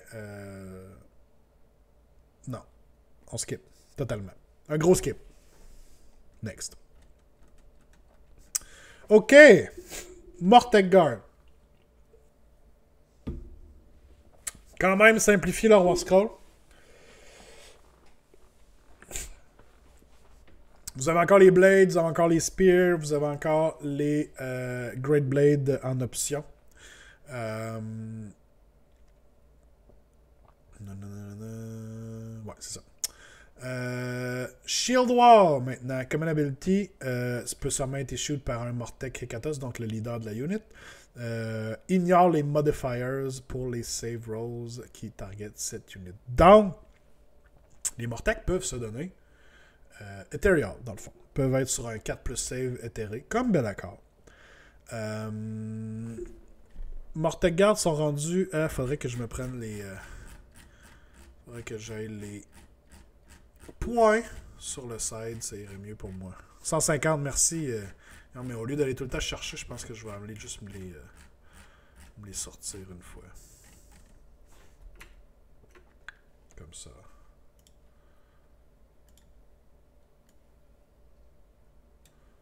Tiens, je vais me mettre ça sur le side site. Pas beau ça?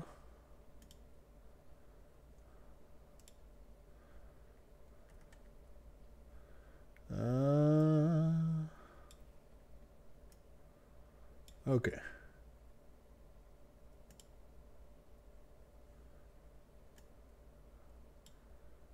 Ok.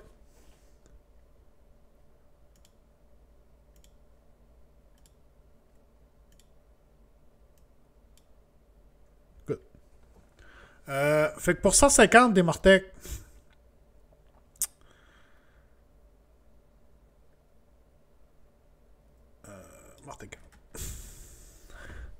pour 150 points, 10 wounds sur un 4 plus save, ça bouge de 4. C'est quand même 2 attaques chaque, ils ont du rend. On peut les mettre éthérés. Je sais pas, honnêtement, les Mortec. Je pense que vous allez vraiment plus les retrouver dans des builds de Crématorian. Je pense que c'est une des meilleures units pour ça. À part ça, c'est quand même cher payé 150 points pour une Battleline 10 modèle. Je pense qu'ils shine vraiment en grosse unit. Le fait qu'ils soient sur des 25 mm et tout ça, ça les aide beaucoup. Je pense que c'est vraiment la manière de les jouer. Autrement, il y a probablement de meilleures options pour aller chercher vos battle lines. Peut-être des petites unités de 10 par-ci par-là pour tenir des objectifs ou faire des screens. Mais vous avez probablement des meilleures options quand même au final. Parce qu'à 150 points, on n'est pas loin des Death Riders à 170 points. Puis les Death Riders peuvent probablement faire une meilleure job de screen. En tout cas, en termes de screen, les Death Riders vont vraiment mieux faire avec des bases de cavalerie. 5 modèles avec des bases de cavalerie. Pour vrai, une unit de 20 plus le prix du Harvester à support, ça commence à coûter cher quand tu regardes le prix des autres héros. Je pense qu'il faut vraiment lean in dans cette stratégie-là si c'est le but. Mais bon, je les verrais peut-être descendre, honnêtement. Un 130 ou un 140 points, je les verrais quand même. Je pense qu'à 150, ils sont un peu chers. Mais bon, on verra bien avec le temps. C'est surprenant comment ça cogne 25 mm tu peux en entrer des modèles. C'est sûr, c'est ça. Ça, c'est une des choses qui surprend toujours, tu sais, avec les 1 pouce. Avec les armes à 1 pouce, vous pouvez rentrer toujours 2 rangs. Puis les armes à 2 pouces, vous pouvez rentrer 3 rangs en attaque. Fait que c'est sûr que ça les aide pour ça. Mais je pense qu'ils sont un petit peu chers. Je pense qu'il faudrait qu'ils descendent de points un petit peu. Au moins commencer avec un 140, là, puis on verra ce que ça donne. On est déjà rendu là? Mais oui. Immortis Guard.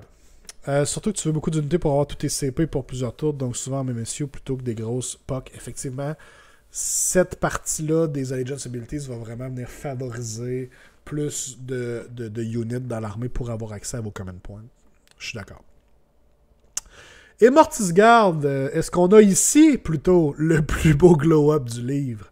Je pense que oui, honnêtement. 5 wounds maintenant, tu l'as mentionné tantôt, Guillaume. 5 wounds sur un 3+ Lade pour les gardes.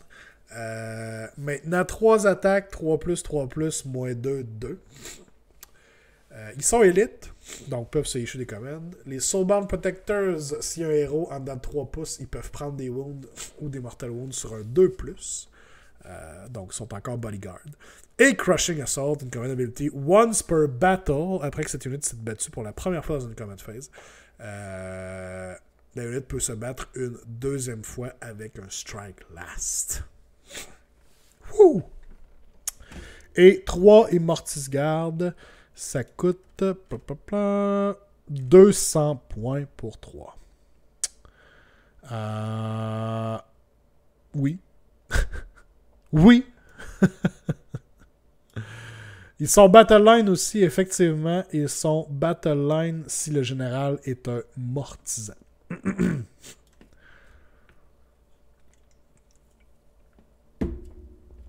Très solide les nouveaux Immortis Guard. 5 wounds, 3+ save, ça commence à être très tanky. Et souvenez-vous que la meilleure place pour les jouer, ça reste en Petrifex Elite. Donc ils vont être à -1 damage aussi. Je pense que ce sera pas rare de voir des paquets de 6 Immortis Guard, puisqu'ils ont 2 pouces de reach.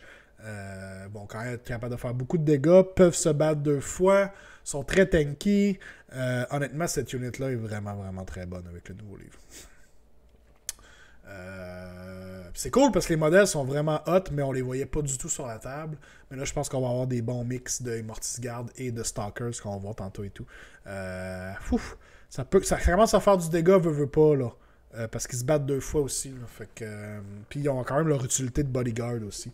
Fait que pour 200 points, 15 wounds sur un 3+ save qui peut être à -1 de damage. Et souvenez-vous que maintenant, on a des façons de ramener des modèles. On a plusieurs habiletés qu'on a vu tantôt sur Arcane, sur Nagash, sur Catacross, puis sur le Bone Shaper. On a 4 units qui peuvent rouler un dé. Et sur un 3+, ils ramènent un modèle d'Immortis Guard ou de Stalker. Je pense que c'est une des meilleures units du livre, honnêtement. On a les Stalkers tout de suite en dessous. 5 wounds sur un 4+ save, donc un peu moins tanky à ce niveau-là. Par contre, on a encore les 2 profils. Donc, un modèle peut avoir les Dread Falchions et les autres modèles ont les Spirit Blades. Donc, il y en a un qui est damage 2, un qui est damage 3. Et on a nos 4 aspects, encore une fois. Je ne pense pas qu'ils ont changé. Plus un to hit, plus 1 au save, plus 1 to wound et plus 1 de damage. Oui, ils ont changé, ok, parce que je me rappelle, le meilleur aspect, c'était clairement genre plus 1 de rend et plus 1 de damage par le passé. Maintenant, c'est rendu plus 1 de damage ou plus 1 to wound, blablabla. Je pense que le meilleur reste le plus 1 de damage encore avec le precision aspect, parce qu'on a des façons d'aller chercher des plus 1 to hit ou des plus 1 to wound ailleurs dans l'armée. Mais soudainement, les Dread Fashions qui tombent à 3 dégâts et les autres Blades qui tombent à 2 damage, ça peut quand même faire très mal. Et Hunt and Kill peut donner un Run and Charge. Et en plus de ça, il fly par-dessus les terrains quand il move, dans le fond. ont eu la wound de plus, eux aussi, peuvent être à moyen de damage en Petrifex Elite. J'aime beaucoup, je pense qu'ils viennent bien complémenter dans une liste de Petrifex Elite. Ils sont plus rapides, hein, 6 pouces de move, alors que les gardes ont 5 pouces de move, bon, 1 pouce. Mais quand même, ça va être votre unit qui va run and charge, qui va s'avancer sur le board pour aller tuer du stock, alors que vos Immortis Guard, eux aussi avancent, mais vont plus être tanky, protéger vos héros et garder les objectifs sur le side ou de votre côté peut-être. Fait que les Stalkers sont très bons et tout, à 220 points pour 3. J'aime beaucoup. J'aime beaucoup, puis eux autres aussi, on peut en ramener avec certaines habiletés maintenant. Très cool. Très cool. Tout ça, ça me fait regretter. Ça me fait regretter mon armée de Bone Reapers. J'avais toutes. J'ai fait littéralement tous les modèles. J'avais déjà 6 gardes puis 6 stalkers. J'aurais pu jouer. Ah! Que voulez-vous? Que voulez-vous? Liege Cavalos. La version non-named du héros à cheval. Lui aussi peut donner une unit, un command point sans qu'il y ait un command point. Une command sans qu'un command point soit spent. Il y a des mortels sur la charge et il y a son Endless Duty plus 1 aux attaques théoristiques des melee weapons. Donc une excellente command ability encore une fois. Je pense qu'on le prend pour ça. Il reste 7 wounds sur un 3+ save. C'est un de vos meilleurs héros sur lequel vous allez mettre un command trait, un artefact. Bouge de 10, quand même assez rapide. Tu sais, c'est sur lui qu'on va mettre, je pense, le Diversionary Tactics. Il va pouvoir aller se battre en avant. Il veut rester proche des troupes. Il veut leur donner plus une attaque. Soudainement, il donne un -3 de charge alentour de lui. Ouais, j'aime beaucoup le Liege Cavalos. Le Liege Cavalos coûte 180 points et est single. Donc, coûte moins cher que la version named. Et je pense qu'il vaut plus la peine. Ok. On poursuit. Les Death Riders, 3 wounds, 4+ save, ont encore la Unstoppable Charge. Donc, vont faire souffrir des wounds. C'est rendu une habilité, c'est plus une command ability. Et la Death Rider Wedge.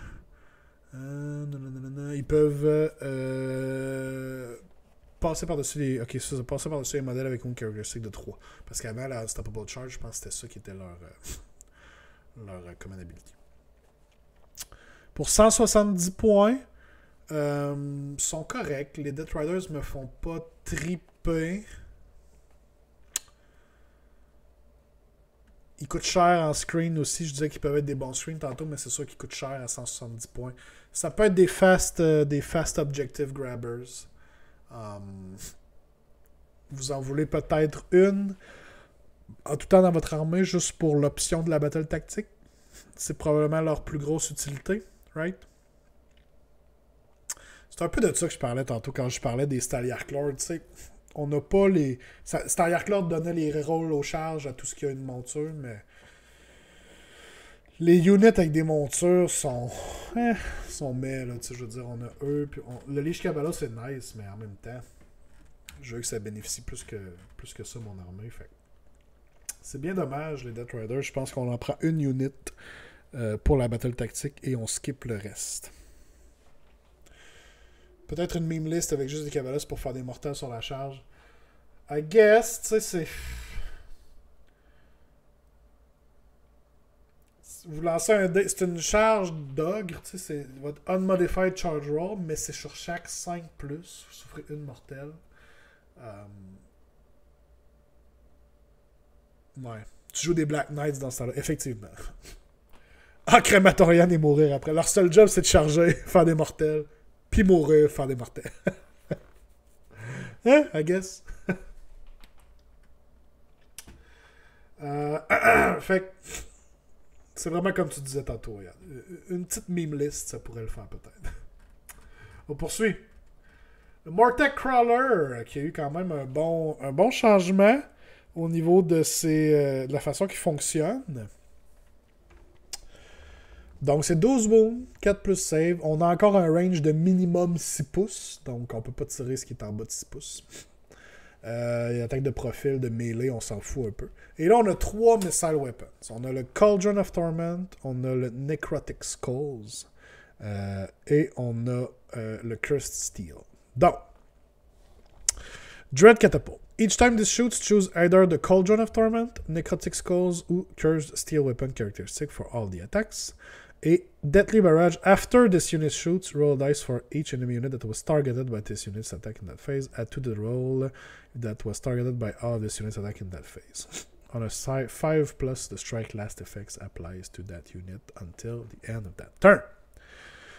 Guillaume, tu dis So Sad, c'est vraiment un déchet. Est-ce que tu parles de la Crawler? Parce que je pense pas que ce soit un déchet, honnêtement. Regardons juste ses profils d'attaque. On a 2d6 attaques, donc average de 7, 3+, pas de reine 2. Le Necrotic Skull, c'est 4 attaques, 3+, moins 1, 2. Et le Cursed Steel, une attaque, 2+, moins 2, D3+3, ce qui va jamais hitter. Et la Crawler est Mortec Crawler 200 points. 200 points. À 200 points, c'est un skip. Combien de fois tu vas manquer avec un profil comme ça? Ma question à toi, Guillaume, c'est... Je suis d'accord avec toi que le dommage est so-so. Par contre, est-ce que le 200 points vaut la peine seulement pour Deadly Barrage? Ce qui est quand même une excellente habilité. Donner Strike Last à n'importe quelle unit jusqu'à 36 pouces. Oh, wait. C'est sur un 5+. J'ai rien dit. Ça vaut pas la peine. Je pensais que c'était automatique. Je viens d'en là, c'est sur un 5+. Ok. Skip. Skippity skip.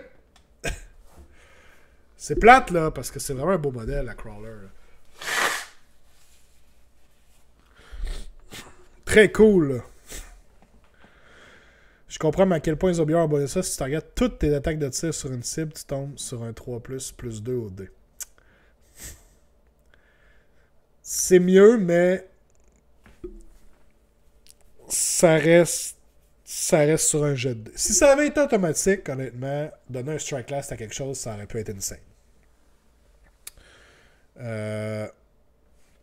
Mais là, je comprends. Je suis d'accord. J'avais mal lu cette partie de l'habilité. Là. Fait que c'est un skip, effectivement. On est assez tanky que le strike class n'était pas si bon que ça. Effectivement, ça fait du sens. C'est dommage. Je trouve que c'est un modèle très cool qui donnait vraiment beaucoup de... donnait beaucoup ouais.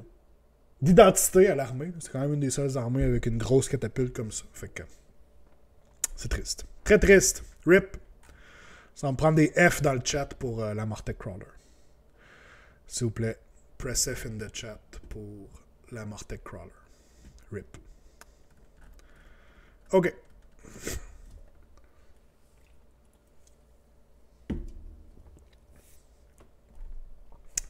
Harvester. Godzilla Harvester qui est un monstre. Est-ce que c'était un monstre, le dernier livre? Là, c'est le bout que je me demandais, là. Est-ce qu'il avait le keyword monstre dans le dernier livre? J'ai dans la tête que non. Mais me semble... Oui, ok. C'est moi qui se trompe. C'est moi qui se trompe complètement. Parfait. C'est réglé.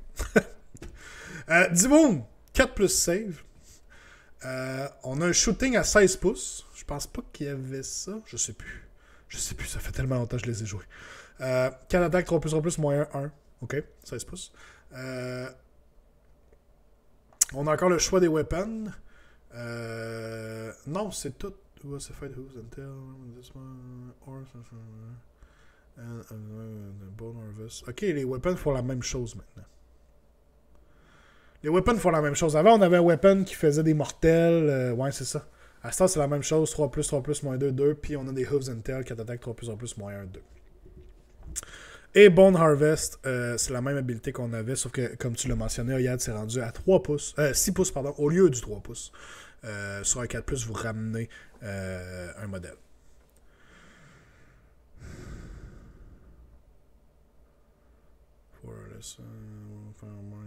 Puis, ouais, c'est ça, ok, parfait. Les weapons, c'est maintenant la rule of cool, parfait. C'est ce qu'il faut. Cool, le Harvester est encore solide, honnêtement. Le Harvester a... 210 points.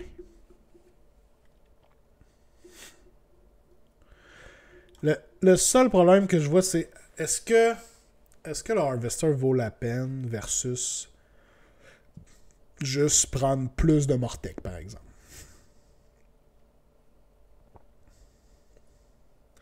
C'est un monstre, I guess, mais tu sais, pour 210 points, 150 points, c'est 10 Mortec de plus qui vont mourir à quelque part. Je sais pas, honnêtement. Est-ce qu'il vaut autant la peine que ça? À 210, j'ai des Mortisgarde. Ben, c'est ça aussi. Hein. Il est dans le même range de points que pas mal d'affaires. D'après moi, ça dépend vraiment de ce que vous essayez de faire avec votre liste, encore une fois. Mais des fois, ramener des modèles versus... ou healer des modèles versus juste en avoir plus à la base. En Crématorienne, je pense qu'il vaut la peine. Ouais, je pense que c'est probablement là où on va le voir le plus.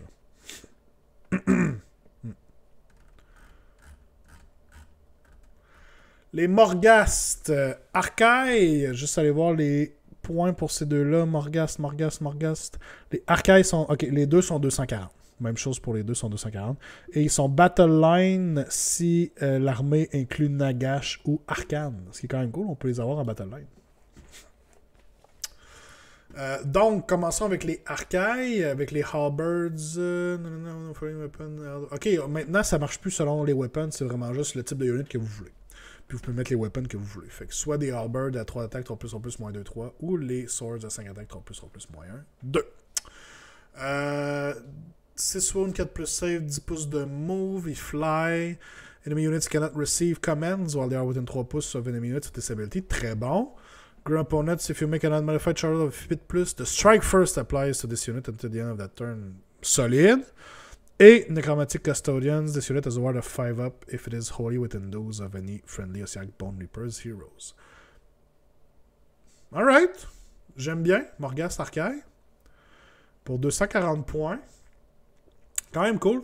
C'est sûr qu'on est encore dans le range des autres hammers qu'on a vu tantôt, mais ceux-là ont un rôle un peu plus défini. Ils sont rapides versus les autres. À 10 pouces de move, on se rappelle, on peut leur donner plus 3 pouces de move. Ça peut être à peu près aussi rapide que des Stalkers qui vont run and charge. Donc, quand même intéressant. Peuvent être tanky aussi. On se rappelle tantôt bénéficier du moyen de damage en Petrifex Elite. Donc, très cool. Une unit de 4 arcailles, ça torche, mais ça prend un Factor pour les booster à 24 pouces avec un cast. Les Harbingers ont l'air de quoi? Même principe pour ça. Pas de command dans 3 pouces, c'est bon. Ok, c'est les deux mêmes habiletés et c'est la dernière habileté qui est différente. On Wings of Malice.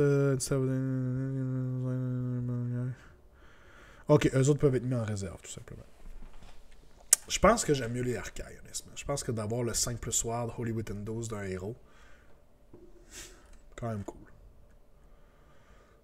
I guess qu'ils ont leur rôle, eux autres aussi. Si on veut mettre une unit en réserve, mais bon, vous allez arriver à plus de 9 pouces, ça peut être dangereux quand même dans ces moments-là. Ok, cool. Mais les Morghast sont jouables, honnêtement.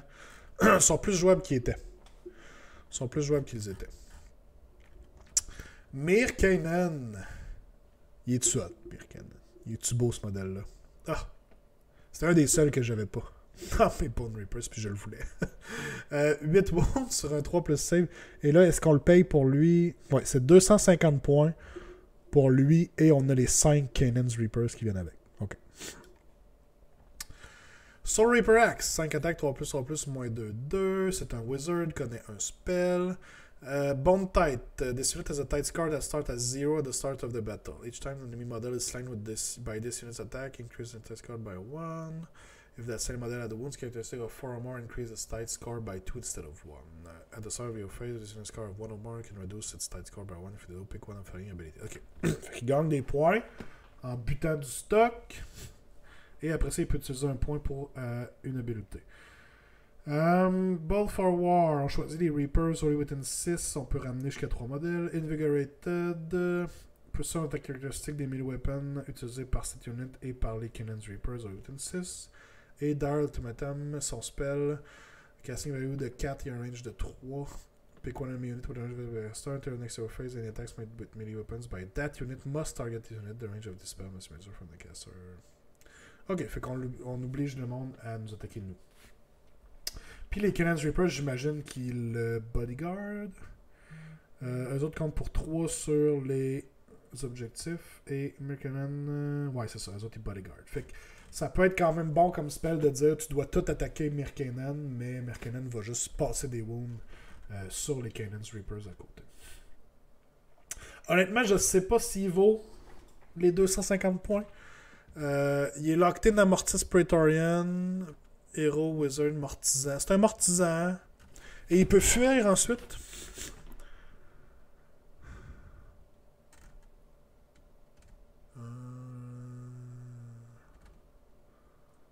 Il se fait bosser son range à 9 pouces pour son spell.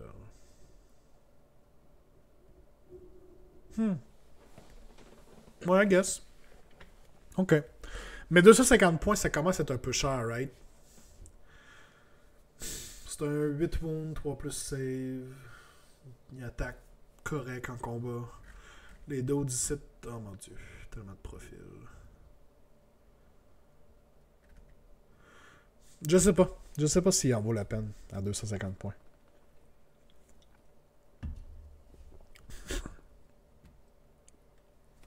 Cependant, c'est pour le contrôle d'objectif en backzone. Each model unit compte ça. Fait que les autres sont 5. Il compte pour 15 avec lui, il compte pour 16 sur un objectif. Ok. Ok. Ils ont 2 wounds chaque. Ok. Ouais. Probablement que ça vaut la peine au moins de le tester. Effectivement, ça peut être cool pour ça. Puis si quelque chose s'en vient se battre, ben soudainement lui il peut dire non, tu te bats contre moi. Ok. Intéressant. Les Endless Spells. Jason Endless Spell. Le Nightmare Predator. Un casting de 5, un range de 12. Un Wizard and Garrison cannot attempt to summon. Ok, ça c'est beau. C'est aussi le seul archer unique que Nagash a réussi à faire.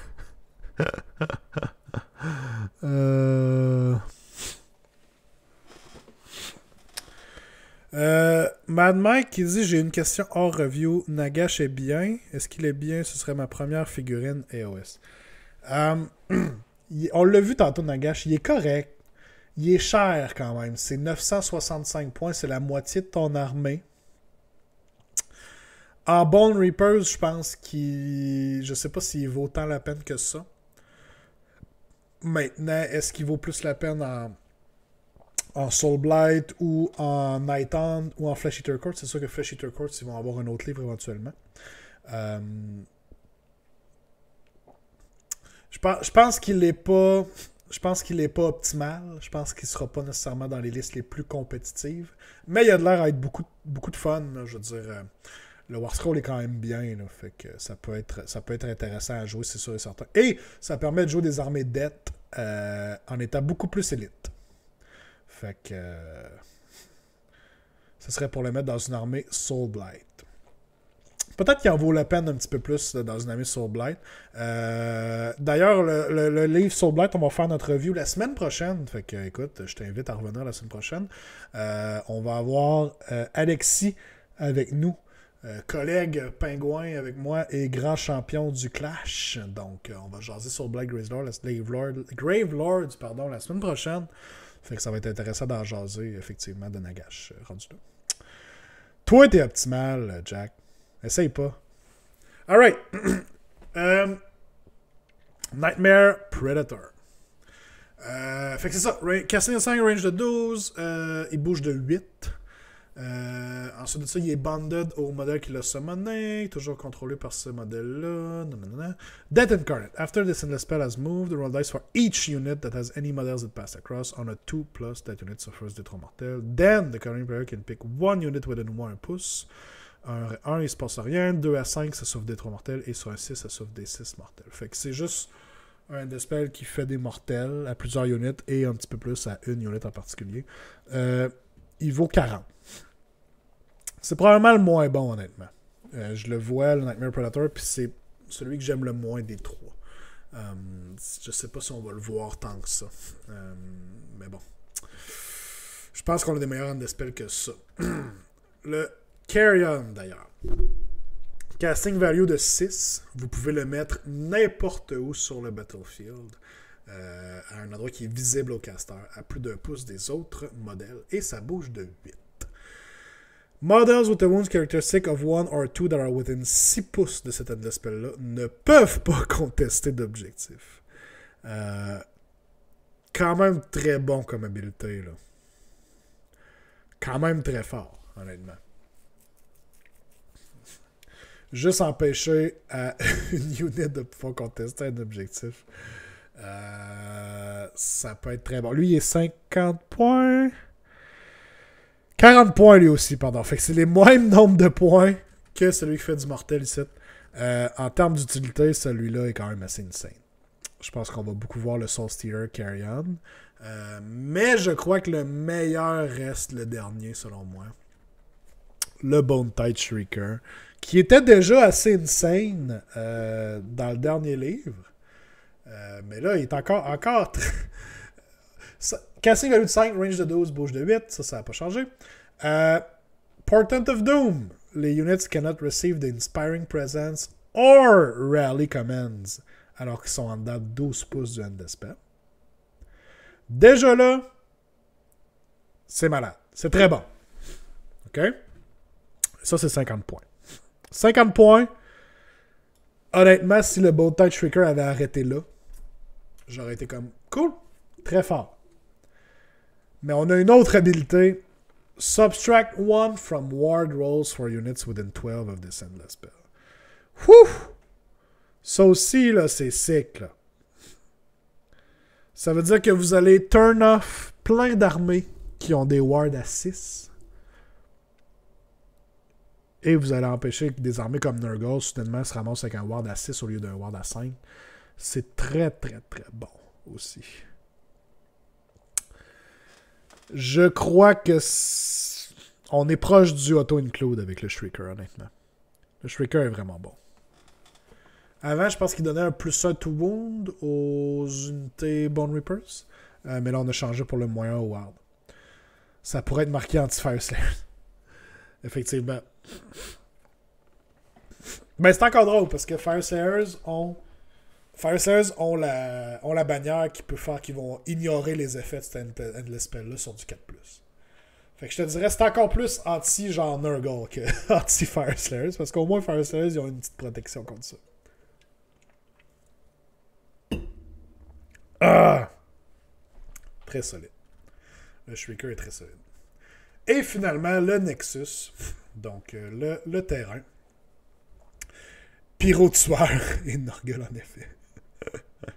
Merci de nous rappeler les pyro-tueurs. Merci. Donc, dans votre hero phase, vous avez un des 4 punishments que vous pouvez choisir. Un enemy unit à 18 pouces avec Agony. Un ennemi à 10 pouces. +1 au roll s'il y a des modèles qui ont été slain en dedans de 12 pouces, c'est une feature. Sur un 4+, on soustrait 1 au hit roll. Solide. Celui-là ici sur un 4+, la unit sauve des 3 mortels à 18 pouces. OK. Punishment of Ignorance, +1 au roll. Ça, c'est contre un Wizard ou un Priest. On subtract 1 au Casting Rolls ou au Chanting Rolls sur un 4+. OK. Et le Punishment of Lethargy. Une unit à 18 pouces. +1 au roll si il y a un modèle qui a été slain dans 12 pouces. Sur un 4+, la unit ne peut pas run jusqu'à votre prochaine hero phase. In addition, -3 au charge rolls. OK. Ça, c'est assez insane. Ça, là... Vous allez être capable de donner -3. Vous seriez capable, avec le command trait, là, de dire qu'une unit a -6 à sa charge.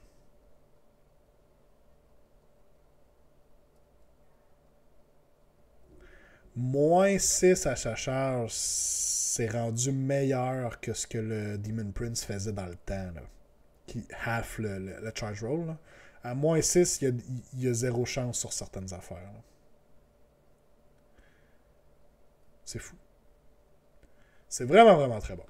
Fait que un bon combo avec ça. Et c'est gratuit. Et c'est juste sur un 3+, 4+, 3+. Très solide. Donc, les points sont ici. Et on n'a aucun allié. Fuck les alliés. Bone Reapers vont faire tout ce qu'ils veulent faire. Donc, tout ce que vous avez besoin est ici, dans le fond. C'est ça que ça veut dire. C'est ça que ça veut dire. Cool! Ça fait le tour pour notre review. J'aimerais avoir vos impressions, guys. Que pensez-vous de ce livre-là en tant que tel? Où est-ce que vous le voyez dans la méta actuelle? Honnêtement, je pense que ça va être un excellent livre. Le livre a vraiment... premièrement, le livre est jouable, le livre est viable, les mécaniques sont super intéressantes. Ça feel très comme ça devrait filer Bone Reapers. On a des War Scrolls très très bons. On a des excellents buffs, des excellents debuffs. On a de la bonne magie. On a des units très tanky. Des moyens d'avoir des wards à 5, moyens de damage. On a tout parlé de ça tantôt, mais je veux dire, on a certains builds. Je pense que le build Petrifex Elite va être très tanky, très dur à gérer. Selon moi, c'est probablement un des meilleurs builds qu'on peut faire avec des Immortis Guard, des Stalkers, moyen de damage. Ça va être très dur à gérer. Et puis, je pense que l'armée va bien performer. Je la vois honnêtement dans le top. Est-ce que c'est S-tier? Je ne pense pas. Mais d'après moi, ça serait en haut dans le A-tier. Très très haut là, à ce niveau-là. Honnêtement, avec toutes les tomes qui sortent, on va être dû à m'emmener pour faire une petite tier list. On va être dû pour refaire une petite tier list parce qu'il y a tellement de nouveaux tomes qui sont sortis depuis la dernière tier list que j'ai faite. Je pense qu'après qu'on ait fini le review des tomes qui s'en viennent, je pense pas qu'on attende nécessairement que Cities puis Flesh Eater Court sortent, mais peut-être qu'après Seraphon, à quelque part après cette période-là, on pourrait se faire une petite tier list.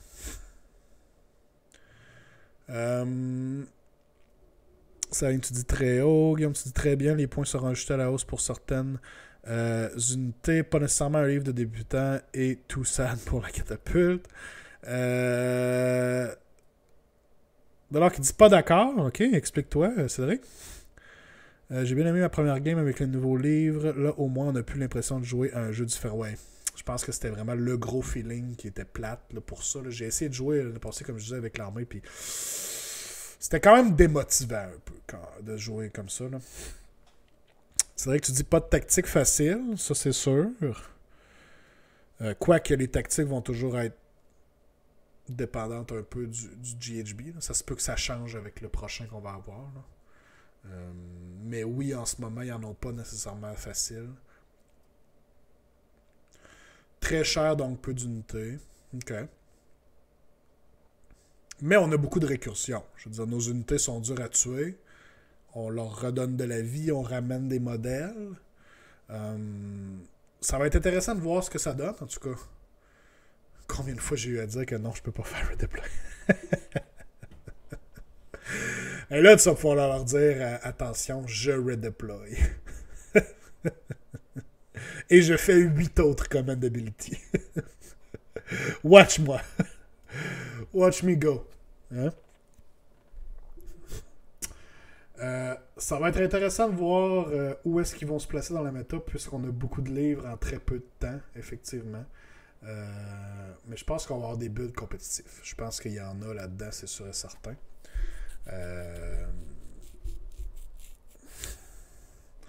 Tu pourras même faire plus d'un redeploy partout maintenant. Non, redeploy, tu vas être quand même limité à juste un, si je ne me trompe pas. Hein, parce que c'est juste les OCR commands qui peuvent être utilisés plus qu'une fois par phase. Si je ne me trompe pas. Redeploy est une commande des core rules, dans le fond. Fait que ça, t'es quand même limité à juste une fois. Le rugissement fait mal. Le fait mal, ok, ouais. C'est sûr que des monstres avec un roar, ça peut être... ça peut turn off beaucoup de choses.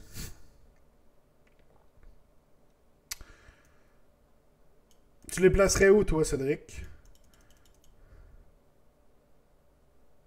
Moins le commandement Slanesh. C'est sûr que c'est dur à battre Slanesh au nombre de commandes qu'ils peuvent faire avec les command points qu'ils ont.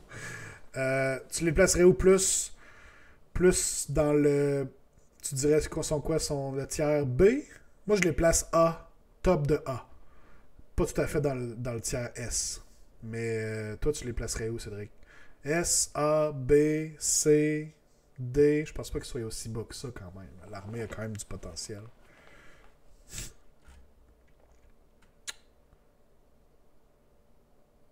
Tiers A. OK. On s'entend quand même là-dessus. Maintenant, où est-ce qu'ils vont être dans le tiers A? Je pense que le temps va nous le dire. Mais en tant que tel, je trouve que c'est un livre très bien fait. Le lore est là. Je veux dire, la narratif est là, la thématique est là, très présente. On a plus d'unités jouables. On a quelques misses, malheureusement, quelques unités qu'on ne verra pas. Je pense tout de suite au Soul Reaper. C'est quand même dommage, mais bon. Je pense qu'on a plus de réussite que de ratés là, avec ce livre-là. Fait que, quand même assez content pour ça. Puis il était temps que l'armée ait un livre jouable avec l'édition finalement. Là.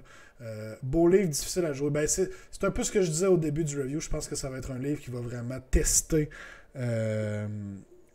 les générales qui vont essayer de jouer cette armée-là. Ça va avoir un haut, pour prendre des termes en anglais, quand même un haut floor, mais aussi un très haut ceiling, là, en termes de potentiel. Là. Le plafond va être très haut, mais même aussi le plancher, ça va prendre une certaine hauteur, un certain generalship pour pouvoir faire ça. Juste dommage pour les tactiques très contraignantes. Mais en même temps, j'aime mieux que les tactiques soient plus dures que plus faciles. Je sais pas si on peut être d'accord là-dessus. Versus des livres comme Zinch ou je veux dire, d'autres armées qui ont des tactiques easy shot comme ça. Même chose pour les Grand Strategy. I guess qu'on va voir avec le prochain GHB à quoi ça ressemble. Peut-être que ça va être mieux pour l'armée. Mais on n'a toujours pas d'infos là-dessus. J'ai bien hâte qu'on ait des infos là-dessus. Ça, c'est sûr et certain. Alright. Merci à tous d'avoir été là, guys. C'est ce qui conclut notre review du tome. Comme je disais tantôt, si tout va bien, on se retrouve la semaine prochaine avec un review de Soulblight Greylords. Qu'est-ce que tu dis? Je serais cœur et bon, mais avec des Vorktogards, tu vas rester dans le tarpit si longtemps que Shutdown the Raid est nécessaire, mais l'aura fait la même chose quand c'est l'Inspire Present d'être mortel. Ouais. C'est à tester. Chose certaine, ça serait à tester. Yes, semaine prochaine, Soulblight, si tout va bien, et la semaine d'après, on serait rendu à Seraphon. Donc, on est dans une lancée de review de Battletome. On va y arriver. Après ça devrait prendre un petit break. Là, le général Enbo qui va s'en venir, tout ça. Fait que, guys, un gros merci d'avoir été là. Je vous souhaite une excellente soirée. On se voit la semaine prochaine. Puis je vous donne des petits becs, ses sourcils. Un petit peu partout. Bye! Bonne soirée!